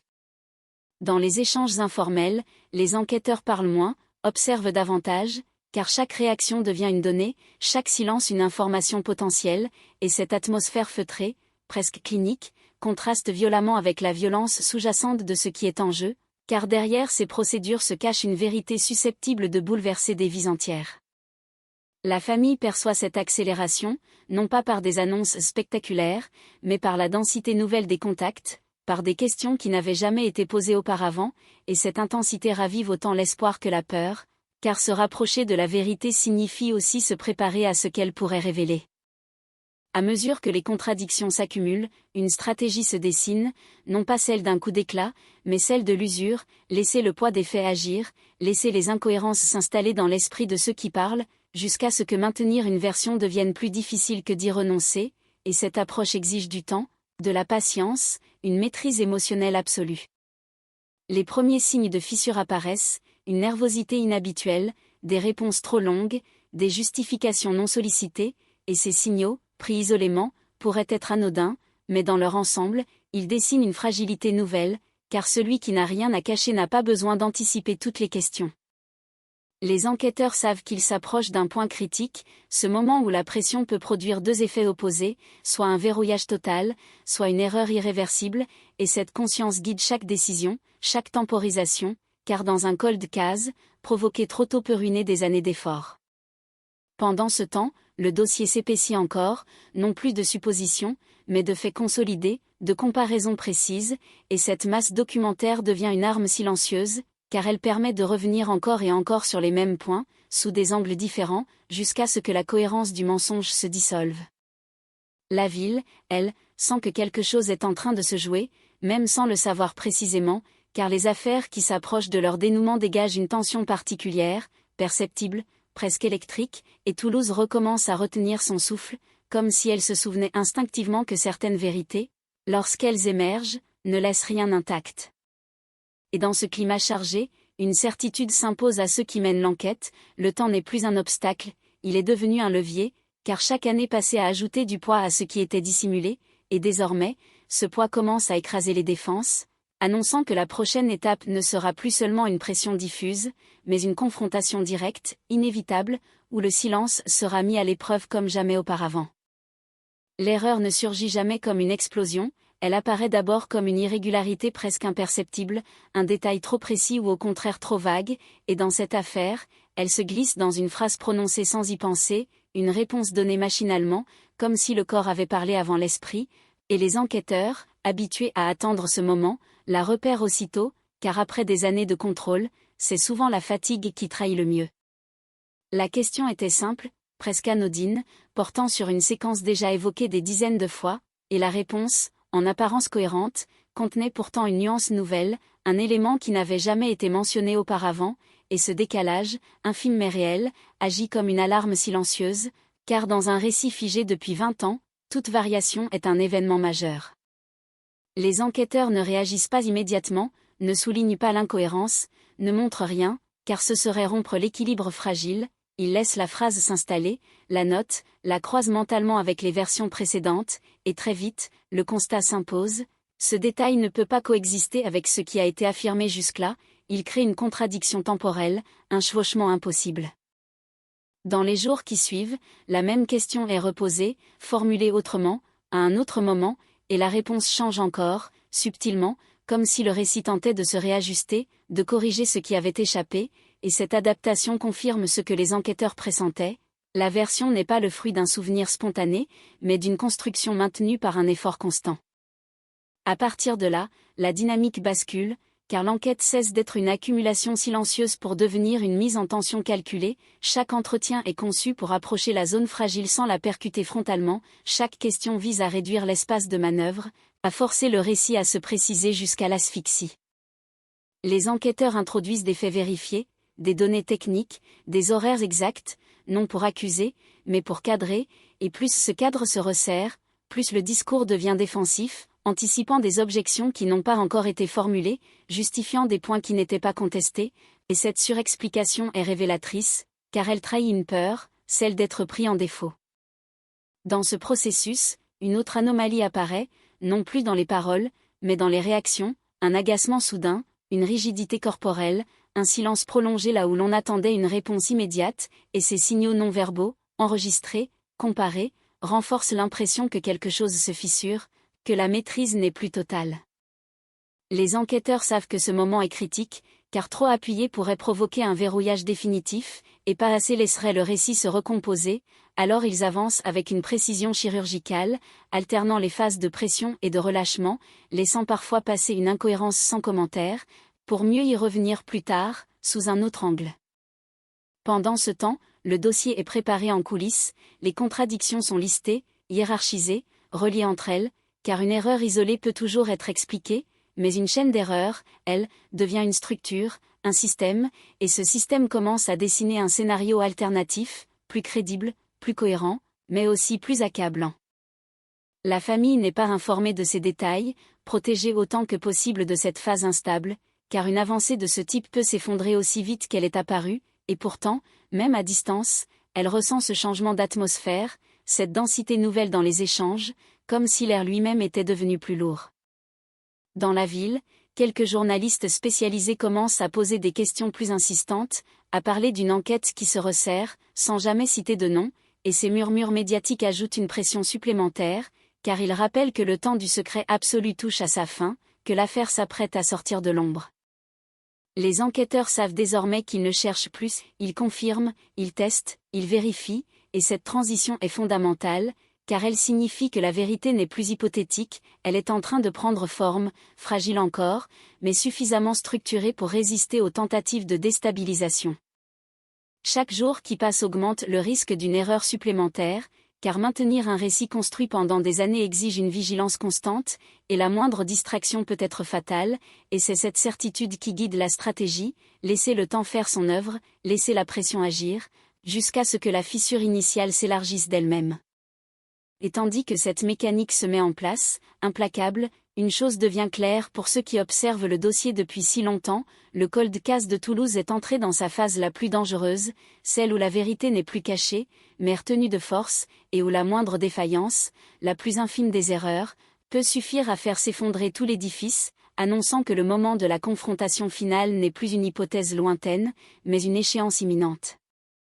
La confrontation ne commence pas par un cri, ni par une accusation lancée au visage, elle commence par un dossier posé sur une table, par une feuille retournée lentement, par un silence que personne n'ose remplir, car à cet instant précis, tout se joue dans la maîtrise, dans la précision, dans la manière de laisser les faits parler à la place des émotions, et dans ce cold case de Toulouse, après tant d'années d'ombre, la lumière qui arrive n'est pas douce, elle est brutale, blanche, implacable. Les enquêteurs ne cherchent plus à obtenir une version, ils cherchent à faire admettre une impossibilité, et c'est une différence énorme, parce qu'une version peut se raconter, se corriger, se protéger, alors qu'une impossibilité, elle, ne négocie pas, elle ne cède pas, elle reste là, comme une porte verrouillée, et tout ce qu'ils font désormais, c'est conduire le récit droit sur cette porte, encore et encore, jusqu'à ce qu'il se brise. La première question est posée comme on poserait une évidence, un détail presque administratif, à quelle heure exactement, dans quel ordre, qui a vu qui en premier, et la réponse arrive, fluide, préparée, puis vient la seconde question, identique en apparence mais différente dans sa structure, un piège invisible, car elle oblige à répéter le chemin, à reconstruire la séquence, et là, quelque chose accroche, une micro-hésitation, un souffle plus long, un mot remplacé par un autre, et les enquêteurs n'interrompent pas, ils laissent faire, parce que ce qu'ils attendent, ce n'est pas la faute, c'est la tentative de réparation. Le récit se recolle, se réajuste, et c'est précisément cette correction qui trahit la mécanique, car une mémoire sincère peut flancher, mais elle ne se répare pas comme un texte appris, elle ne revient pas sur ses pas pour modifier un point précis au bon endroit, et dans ce bureau, la température semble baisser, non parce qu'il fait froid, mais parce que tout le monde comprend que le temps de la conversation normale est terminé. Un document est glissé sur la table, pas une preuve spectaculaire, pas l'arme du crime, pas un élément qui ferait trembler les murs, mais quelque chose de beaucoup plus dangereux, un élément qui relie, qui assemble, qui ferme les issues, un horaire vérifié, une donnée matérielle, une contradiction impossible à contourner, et la stratégie est simple, presque cruelle, ne pas dire « vous mentez », mais dire « expliquez-moi comment c'est possible », parce qu'à partir du moment où l'on demande « comment », on impose un monde où la logique doit tenir. Et pendant quelques secondes, tout bascule dans le regard, car la personne en face comprend que l'ancien confort du flou n'existe plus, que la brume n'est plus un refuge, que chaque phrase doit désormais porter le poids de la cohérence, et ce poids devient soudain énorme, insoutenable, comme si toutes les années avaient été comprimées en un seul instant. Les enquêteurs déroulent alors la séquence, point par point, sans accélérer, sans dramatiser, ils posent les jalons comme on construit une cage, ici, là, à ce moment-là, avec cette personne, à telle minute, et chaque jalon retire un peu d'air au récit, parce qu'il supprime une échappatoire, parce qu'il ferme une porte, et quand la cage est presque complète, ils introduisent le détail qui change tout, celui qui ne figurait pas dans la version initiale, celui qui est apparu plus tard. Celui qui a bougé comme une fissure dans le mur, et soudain, l'ensemble se retourne contre celui qui parle. La voix se fait plus sèche, plus défensive, les réponses s'allongent, se remplissent de précisions inutiles, d'éléments secondaires qui n'ont qu'un but, détourner l'attention, créer du bruit, et c'est là que l'on voit la panique se déguiser en contrôle, car la panique ne crie pas forcément, elle peut aussi parler trop, expliquer trop, justifier trop, comme si le flot de mots pouvait noyer la question.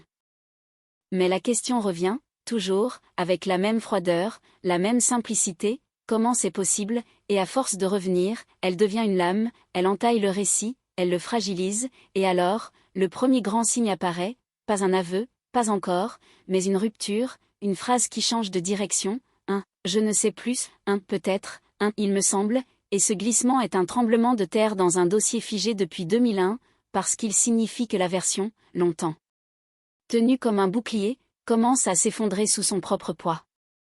Dans un cold case, ce moment est rare, il est fragile, il peut s'échapper si l'on cligne des yeux, alors les enquêteurs ralentissent encore, ils ne se précipitent pas, ils savent que la vérité, quand elle sort, est comme un animal blessé, elle recule au moindre bruit, elle se cache au moindre choc, alors ils laissent l'espace juste assez ouvert pour qu'elle se montre, mais pas assez pour qu'elle s'enfuit.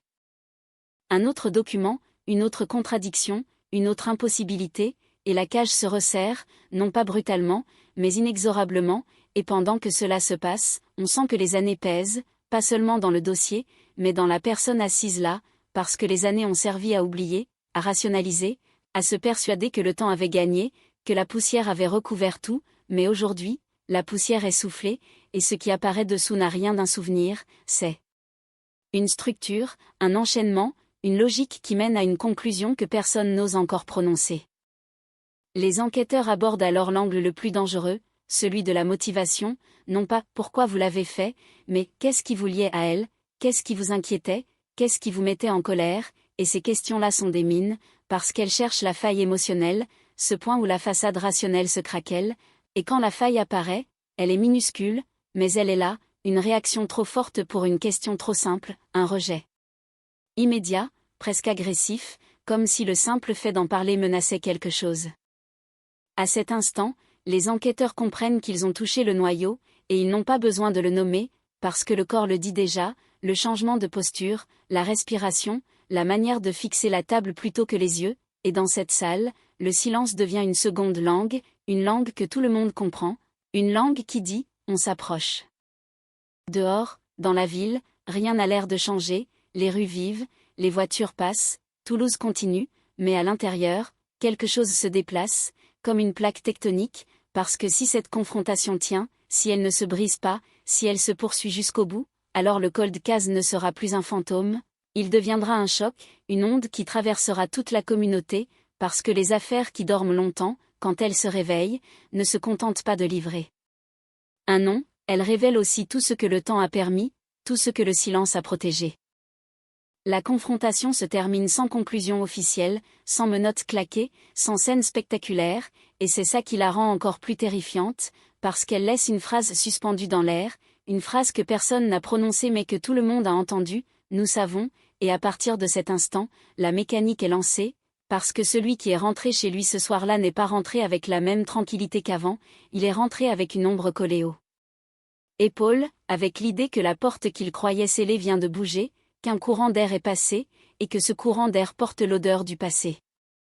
Et c'est là que la vraie tension commence, parce qu'après une confrontation, il y a toujours deux dangers, soit le silence se referme, plus épais, plus violent, soit une erreur surgit, irréparable, un geste de panique, un message, une tentative de reprendre le contrôle, et les enquêteurs, eux, n'attendent plus, ils surveillent, ils recoupent, ils anticipent, car dans les heures qui suivent une fissure, tout peut arriver, et dans ce cold case de Toulouse, la vérité n'est plus une hypothèse lointaine, elle est une présence, juste derrière la porte, prête à entrer. La nuit qui suit une confrontation n'est jamais une nuit ordinaire, elle ressemble à un couloir trop long où chaque bruit prend une signification, où chaque vibration de téléphone devient un présage, et dans ce cold case de Toulouse, après des années de silence, l'air lui-même semble chargé d'électricité, parce que quand un récit commence à se fissurer, ceux qui l'ont porté pendant des décennies sentent immédiatement que le sol n'est plus stable, que l'oubli n'est plus une couverture, mais une couverture arrachée, et ce qui était enfoui respire de nouveau. Les enquêteurs n'attendent pas un aveu miraculeux, ils attendent un mouvement, car la vérité, quand elle est acculée, se trahit souvent par la panique, par l'envie de reprendre la main, de corriger le passé en urgence, et cette urgence a toujours une signature, un appel passé trop tard, une visite inattendue, un trajet qui n'a aucune raison d'exister, une porte qui s'ouvre à une heure où personne ne devrait sortir, et c'est précisément ce qu'il guette, non pas avec des projecteurs, mais avec une patience froide, presque mécanique. Les jours suivants, tout semble calme en surface, comme si la ville refusait de croire qu'un drame ancien est en train de remonter, mais dans l'ombre, les vérifications s'intensifient, les recoupements se multiplient, les horaires sont croisés, les déplacements comparés, parce que chaque minute peut contenir l'erreur fatale, et l'erreur fatale, quand elle arrive, n'a pas forcément l'apparence d'un crime, elle peut ressembler à une tentative de normalité, un effort désespéré pour paraître innocent, pour reprendre une routine, pour donner à l'extérieur l'illusion que rien n'a changé.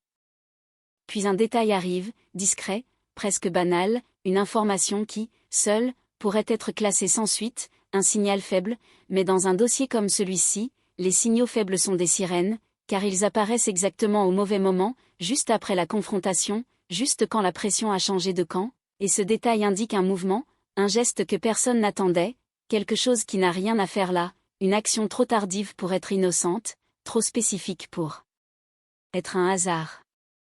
Les enquêteurs se parlent peu, ils agissent, parce que cette phase est la plus dangereuse, celle où le moindre faux pas peut prévenir celui qu'ils surveillent, et à cet instant, ils ne poursuivent pas un homme, ils poursuivent une décision, ils cherchent le moment où quelqu'un choisit, consciemment ou non, de se trahir en voulant se sauver.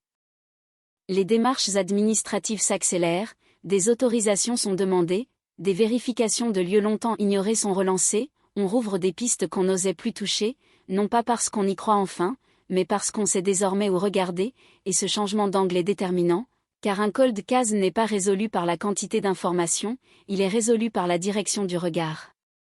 Une nouvelle visite sur le terrain est organisée, pas celle des médias, pas celle des commémorations, une visite utilitaire, froide, guidée par une hypothèse précise, et cette hypothèse repose sur un enchaînement simple, presque banal, le genre d'enchaînement qui ne laisse pas de traces visibles parce qu'il n'avait pas vocation à devenir une histoire, il avait vocation à s'effacer, à disparaître, à être avalé par la nuit, et si cette hypothèse est vraie, alors la vérité n'a pas voyagé loin. Elle a dormi à proximité, cachée non pas dans un endroit exotique, mais dans un lieu que personne ne regarde, parce que personne ne veut croire que l'horreur peut se tenir à quelques minutes de la normalité.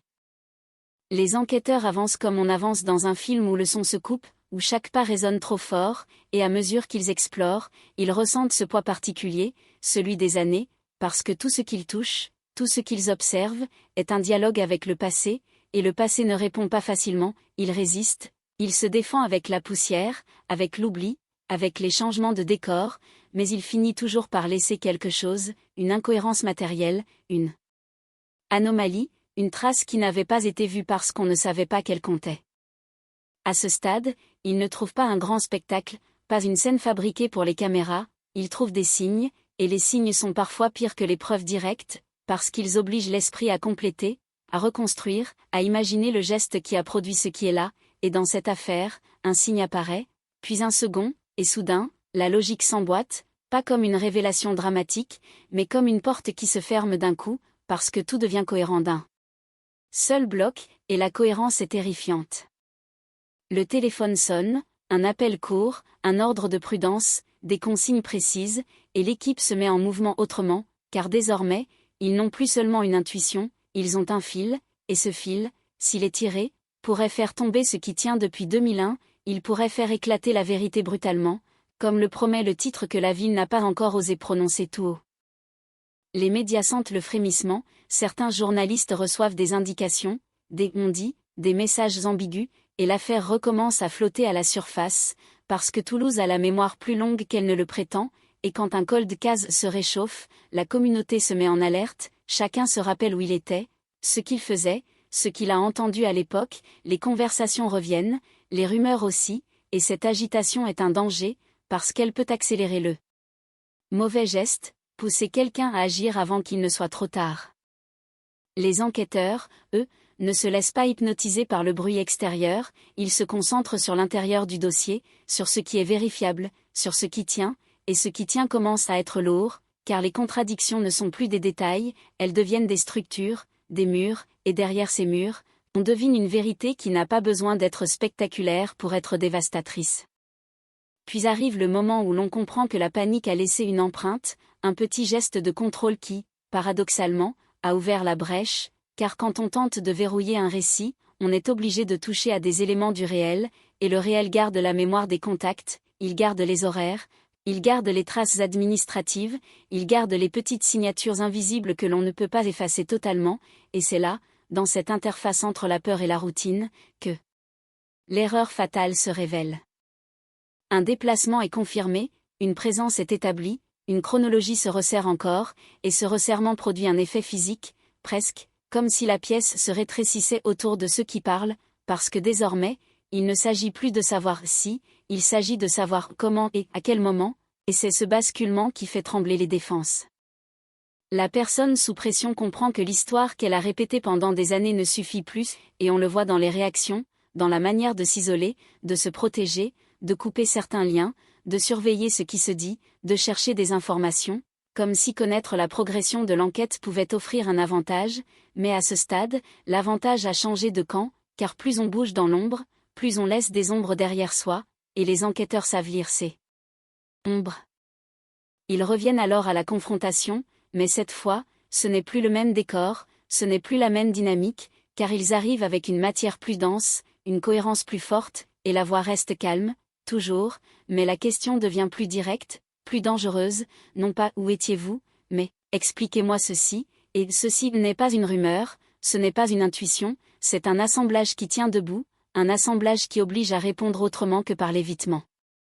Dans un cold case, la seconde confrontation est souvent celle qui fait basculer l'histoire, parce qu'elle enlève l'illusion que l'on peut encore s'en sortir par le flou, et à cet instant, la salle d'interrogatoire n'est plus un lieu, c'est un piège logique, une architecture construite avec des faits, et chaque tentative de contournement s'écrase contre une nouvelle pièce du puzzle.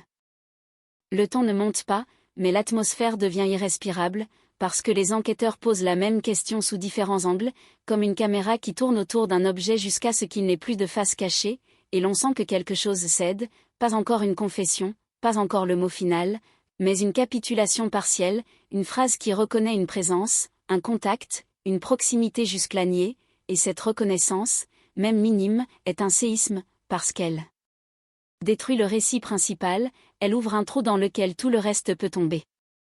Dehors, la ville continue de respirer, mais le dossier, lui, s'emballe, car une fois qu'un élément central est admis, même involontairement, tout le reste devient plus facile à relier, plus simple à prouver, et les enquêteurs le savent, ils sont à quelques pas d'un point de non-retour, celui où l'affaire quittera définitivement le statut de cold case pour devenir une vérité officielle, une vérité qui secourra Toulouse comme une onde de choc, parce que ce qui était une légende urbaine va prendre un visage, un nom, une mécanique, et la communauté, qui a vécu 20 ans avec le doute, devra apprendre à vivre avec la certitude.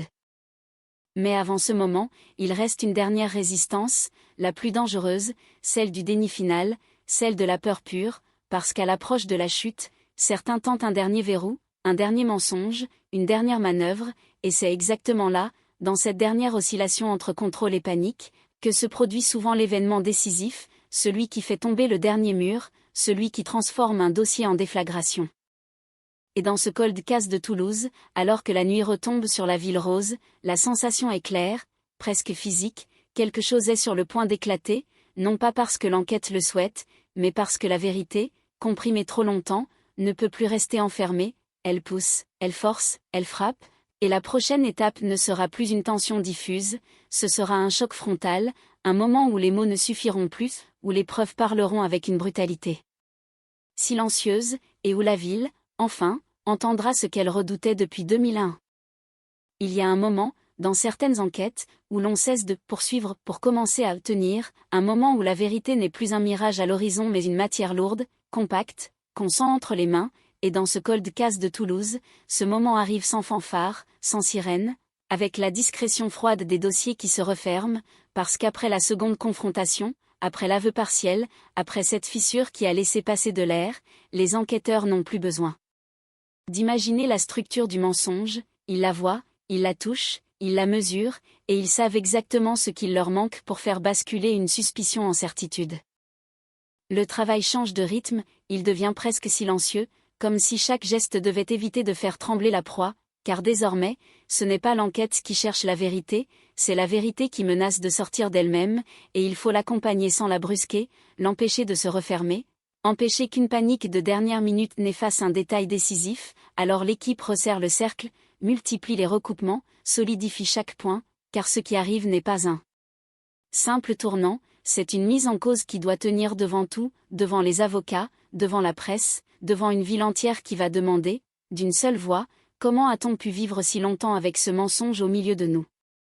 Les autorisations tombent l'une après l'autre, les vérifications deviennent plus invasives, plus techniques, et dans cette phase, la modernité ne fait pas de bruit, elle fait des résultats, des comparaisons, des correspondances, des signatures invisibles qui n'existaient pas en 2001 et qui aujourd'hui transforment un soupçon en ligne droite, parce que le temps a changé de camp, il n'est plus une distance, il est un révélateur, et chaque année écoulée a ajouté une couche d'indices indirects, des traces administratives, des habitudes, des contradictions accumulées, toutes ces petites choses qui, prises isolément, semblent insignifiantes, mais qui, ensemble, deviennent une preuve de comportement, un profil, une logique.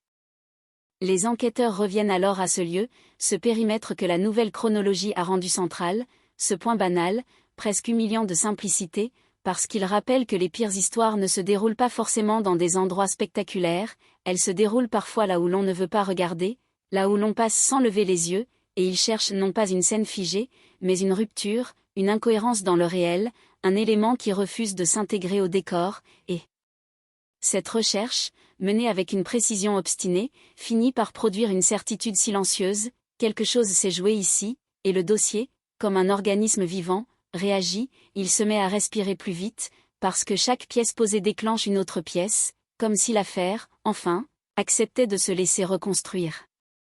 À partir de ce moment, la surveillance devient stratégique, non pas une course, mais une attente active, car quand quelqu'un comprend que l'étau se referme, il peut faire deux choses, se figer ou bouger, et les deux sont dangereux, se figer peut signifier préparer une défense, bouger peut signifier tenter de contrôler l'histoire, et contrôler l'histoire, c'est toucher au monde réel, c'est téléphoner, se déplacer, parler à des proches, chercher des informations, faire des démarches, et toutes ces actions laissent des traces modernes, nettes, datées, impossibles à effacer totalement. Puis un événement survient, pas une explosion, pas un drame, un petit choc administratif, une vérification qui confirme un lien, une présence, une interaction, quelque chose qui relie la personne surveillée à un point précis de la chronologie, non pas de manière spectaculaire, mais de manière définitive, et dans les bureaux, la réaction est immédiate, parce que ce type de confirmation n'est pas un indice de plus, c'est un pivot, c'est le moment où l'on peut dire, sans théâtre, sans exagération. Maintenant, on sait, et cette phrase, même murmurée, change tout, car elle implique une suite logique, une procédure, un dossier de mise en cause qui prend forme et qui ne pourra plus être rangé sur une étagère. Les enquêteurs préparent le choc avec le calme de ceux qui savent ce que la ville va ressentir, parce que Toulouse a vécu des années avec une inquiétude diffuse, une peur qui s'est émoussée sans disparaître, et là, elle va recevoir une vérité structurée, un récit officiel, et ce passage du flou à la clarté est souvent plus violent que l'événement initial, parce que le flou permet de rêver, de douter, de se protéger, alors que la clarté oblige à regarder, à accepter, à intégrer, et ils savent aussi que ce qui va arriver ne va pas seulement frapper un individu, ça va frapper une communauté, parce que les cold cases résolues tardivement laissent toujours derrière eux une question empoisonnée, comment avons-nous pu ne rien voir? La troisième confrontation est organisée avec une précision presque clinique, pas de colère, pas de mise en scène, une table, des documents, des faits, et cette fois, la question n'est plus « expliquez-moi comment c'est possible », la question devient « expliquez-moi ceci », point par point, et ceci n'est plus un assemblage fragile, c'est une structure consolidée par des vérifications multiples, et ce qui rend la situation insoutenable, c'est que la personne en face le comprend immédiatement. Parce que la posture change, le regard change, on n'est plus dans l'arrogance de celui qui croit que le temps l'a protégé, on est dans la crispation de celui qui réalise que le temps vient de se retourner, que chaque année passée n'a pas effacé l'acte, elle l'a simplement rendu plus probable. Les enquêteurs déroulent le fil avec une lenteur calculée, ils ne cherchent pas la confession comme un trophée, ils cherchent l'admission de la logique, car une confession peut être rétractée, contestée, manipulée, alors qu'une logique, une fois admise, devient un piège, elle enferme le discours, Elle le rend incompatible avec les dénégations, et la personne, sous pression, tente de résister, tente de revenir à la version ancienne, mais la version ancienne ne tient plus, elle se heurte au lieu, au recoupement, comme une vague qui se brise sur un mur.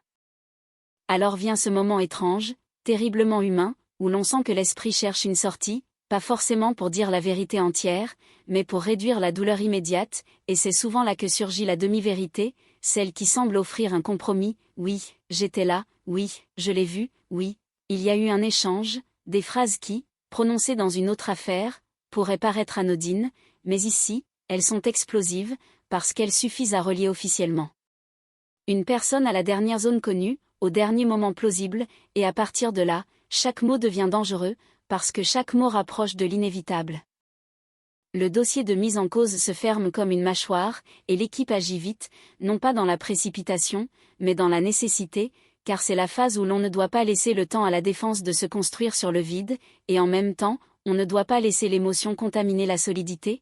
Alors on consolide encore, on vérifie encore, on anticipe chaque objection, chaque angle d'attaque, et pendant que ces documents s'empilent, quelque chose change à l'extérieur, parce que des murmures filtrent, des journalistes sentent qu'il se passe quelque chose, des sources parlent, des messages circulent, et la ville commence à frissonner, comme si elle pressentait que l'histoire qu'elle a portée pendant 20 ans va enfin se transformer en actualité brûlante. Le moment de l'interpellation, quand il arrive, n'a rien d'un spectacle hollywoodien, il ressemble à une porte qui s'ouvre, à des phrases brèves, à une procédure froide, mais ce calme est trompeur, parce qu'il contient une déflagration sociale, et dès que l'information commence à circuler, l'effet est immédiat, les conversations s'arrêtent, les téléphones vibrent, les réseaux s'emballent, les gens veulent savoir qui, comment, pourquoi, et ce « pourquoi » devient un gouffre, parce que les réponses, même quand elles existent, ne suffisent jamais à réparer 20 ans de silence. La famille, elle, reçoit le choc avec une ambiguïté insupportable, parce que l'arrestation n'est pas la fin de la douleur, elle est le début d'un autre type de douleur, plus nette, plus concrète, celle qui oblige à accepter que l'absence avait une cause, que le mystère n'était pas une malédiction abstraite, mais un acte humain, et dans ce passage brutal, il y a parfois un soulagement, oui, mais c'est un soulagement qui brûle, parce qu'il arrive trop tard, parce qu'il ne rend rien, parce qu'il ne restitue pas les années perdues, il ne fait que donner une forme à l'attente. Dans les jours qui suivent, Toulouse se divise comme toujours dans les affaires qui reviennent de loin, il y a ceux qui veulent croire à l'erreur, ceux qui veulent croire à la monstruosité, ceux qui veulent croire à la banalité du mal, et cette division est elle-même un symptôme, parce qu'elle montre à quel point un cold case est plus qu'une affaire, c'est une histoire collective, un miroir, et soudain, la ville doit regarder ce miroir sans détour. Les enquêteurs, eux, restent concentrés, parce que l'arrestation n'est qu'une étape, il reste la dernière marche, celle qui fait éclater la vérité, celle qui met fin aux zones d'ombre, celle qui transforme enfin le titre en réalité publique, et cette marche-là est la plus difficile, parce qu'elle exige quelque chose que les procédures seules ne garantissent pas, elle exige que les faits soient suffisamment clairs pour résister à tout, et pendant qu'ils avancent, on sent que le dossier, longtemps silencieux, est désormais une machine lancée, impossible à arrêter, chaque pièce s'emboîte, chaque contradiction se retourne, chaque tentative de défense devient une confirmation involontaire, et la sensation, pour ceux qui ont porté ce dossier, est presque irréelle, comme si le temps se repliait, comme si 2001 et aujourd'hui se touchaient enfin. Et alors, juste avant que la vérité ne soit dite entièrement, juste avant que le dernier voile ne tombe, il y a ce silence particulier, celui qui précède les annonces qui changent une ville, un silence où l'on comprend que l'histoire ne va plus appartenir au passé, qu'elle va entrer dans le présent, brutalement, et Toulouse, la ville rose, retient son souffle, parce qu'elle sent que la prochaine phrase, la prochaine preuve, le prochain élément rendu public ne sera pas un détail, ce sera un choc.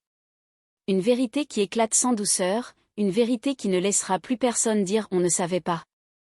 La vérité, quand elle finit par sortir après 20 ans, n'arrive pas comme une lumière chaude qui répare, elle arrive comme un projecteur froid qui aveugle, elle découpe le réel, elle expose tout, et dans ce cold case de Toulouse, au moment où les pièces sont enfin posées devant la justice, la sensation n'est pas celle d'une fin heureuse, c'est celle d'un choc tardif, une déflagration qui traverse la ville rose comme une onde silencieuse, parce que résoudre ne veut pas dire effacer, et dire « voilà ce qui s'est passé » ne rend pas autant ce qu'il a avalé. Les audiences s'enchaînent, les procédures avancent, et tout ce qui était murmure devient soudain officiel, les mots changent de texture, ils quittent les conversations de couloir pour entrer dans les documents, dans les déclarations, dans les comptes rendus, et c'est là que l'on comprend l'écart immense entre l'idée d'une résolution et la réalité d'une vérité, car la vérité, elle, est lourde, elle ne se range pas, elle s'impose, et elle oblige chacun à se repositionner. La ville découvre des détails qu'elle n'avait jamais imaginés, des enchaînements qui paraissent presque absurdes tant ils sont humains, des décisions prises dans une fenêtre de quelques minutes qui ont suffi à fabriquer 2 décennies d'ombre, et ce caractère presque banal, presque quotidien, rend l'ensemble encore plus effrayant, parce qu'il détruit la distance rassurante entre eux et nous, il rappelle que la violence n'a pas toujours un visage monstrueux, elle peut porter les habits de la normalité, parler calmement, traverser les mêmes rues que tout le monde.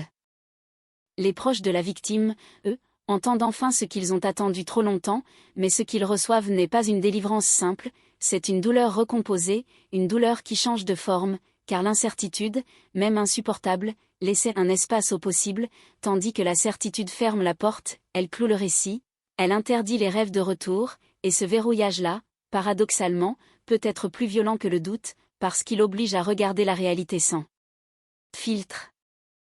Les enquêteurs, ceux qui ont porté le dossier à travers les années, ressentent une fierté froide, presque pudique, mais derrière cette satisfaction se cache une fatigue ancienne, car ils savent ce que cela a coûté, les nuits à relire, les heures à recroiser, les frustrations accumulées, les regards sceptiques, et ils savent aussi que cette victoire arrive tard, trop tard pour certains témoins disparus, trop tard pour des preuves qui auraient pu être plus nettes, trop tard pour une vie qui aurait pu être sauvée si la lumière avait été allumée plus tôt. La communauté réagit comme une foule face à un miroir brisé, certains sont soulagés, d'autres sont furieux, d'autres refusent d'y croire, parce que les cold cases résolus tardivement ne donnent pas seulement une réponse, ils donnent aussi une question supplémentaire, une question corrosive, comment cela a-t-il pu durer si longtemps, comment avons-nous pu vivre à côté de cette vérité sans la voir, comment a-t-on pu laisser les années se déposer sur une disparition comme de la poussière sur un meuble? Les médias s'emparent de l'histoire, les titres claquent, cold case résolu, vérité éclate, Toulouse sous le choc, et pendant quelques jours, la ville a l'impression d'être observée par le monde entier, comme si sa normalité avait été suspendue, comme si chaque rue, chaque café, chaque façade devenait le décor d'un drame ancien enfin révélé, et ce regard extérieur ajoute une couche de malaise, parce qu'il transforme une douleur intime en spectacle public, même si ce spectacle est inévitable, même si la société a besoin de comprendre pour se rassurer. Mais comprendre, ici, ne rassure pas, comprendre dérange, car les éléments qui sortent ne racontent pas une histoire lisse, ils racontent un chaos de circonstances, de silence, de calculs, et ils révèlent aussi les failles d'une époque, les limites techniques de 2001, les erreurs humaines, les pistes abandonnées trop tôt, les présupposés qui ont fermé des portes, et ces révélations ne visent pas à accuser gratuitement, elles rappellent simplement que la vérité est parfois un animal qui se faufile dans les failles du système.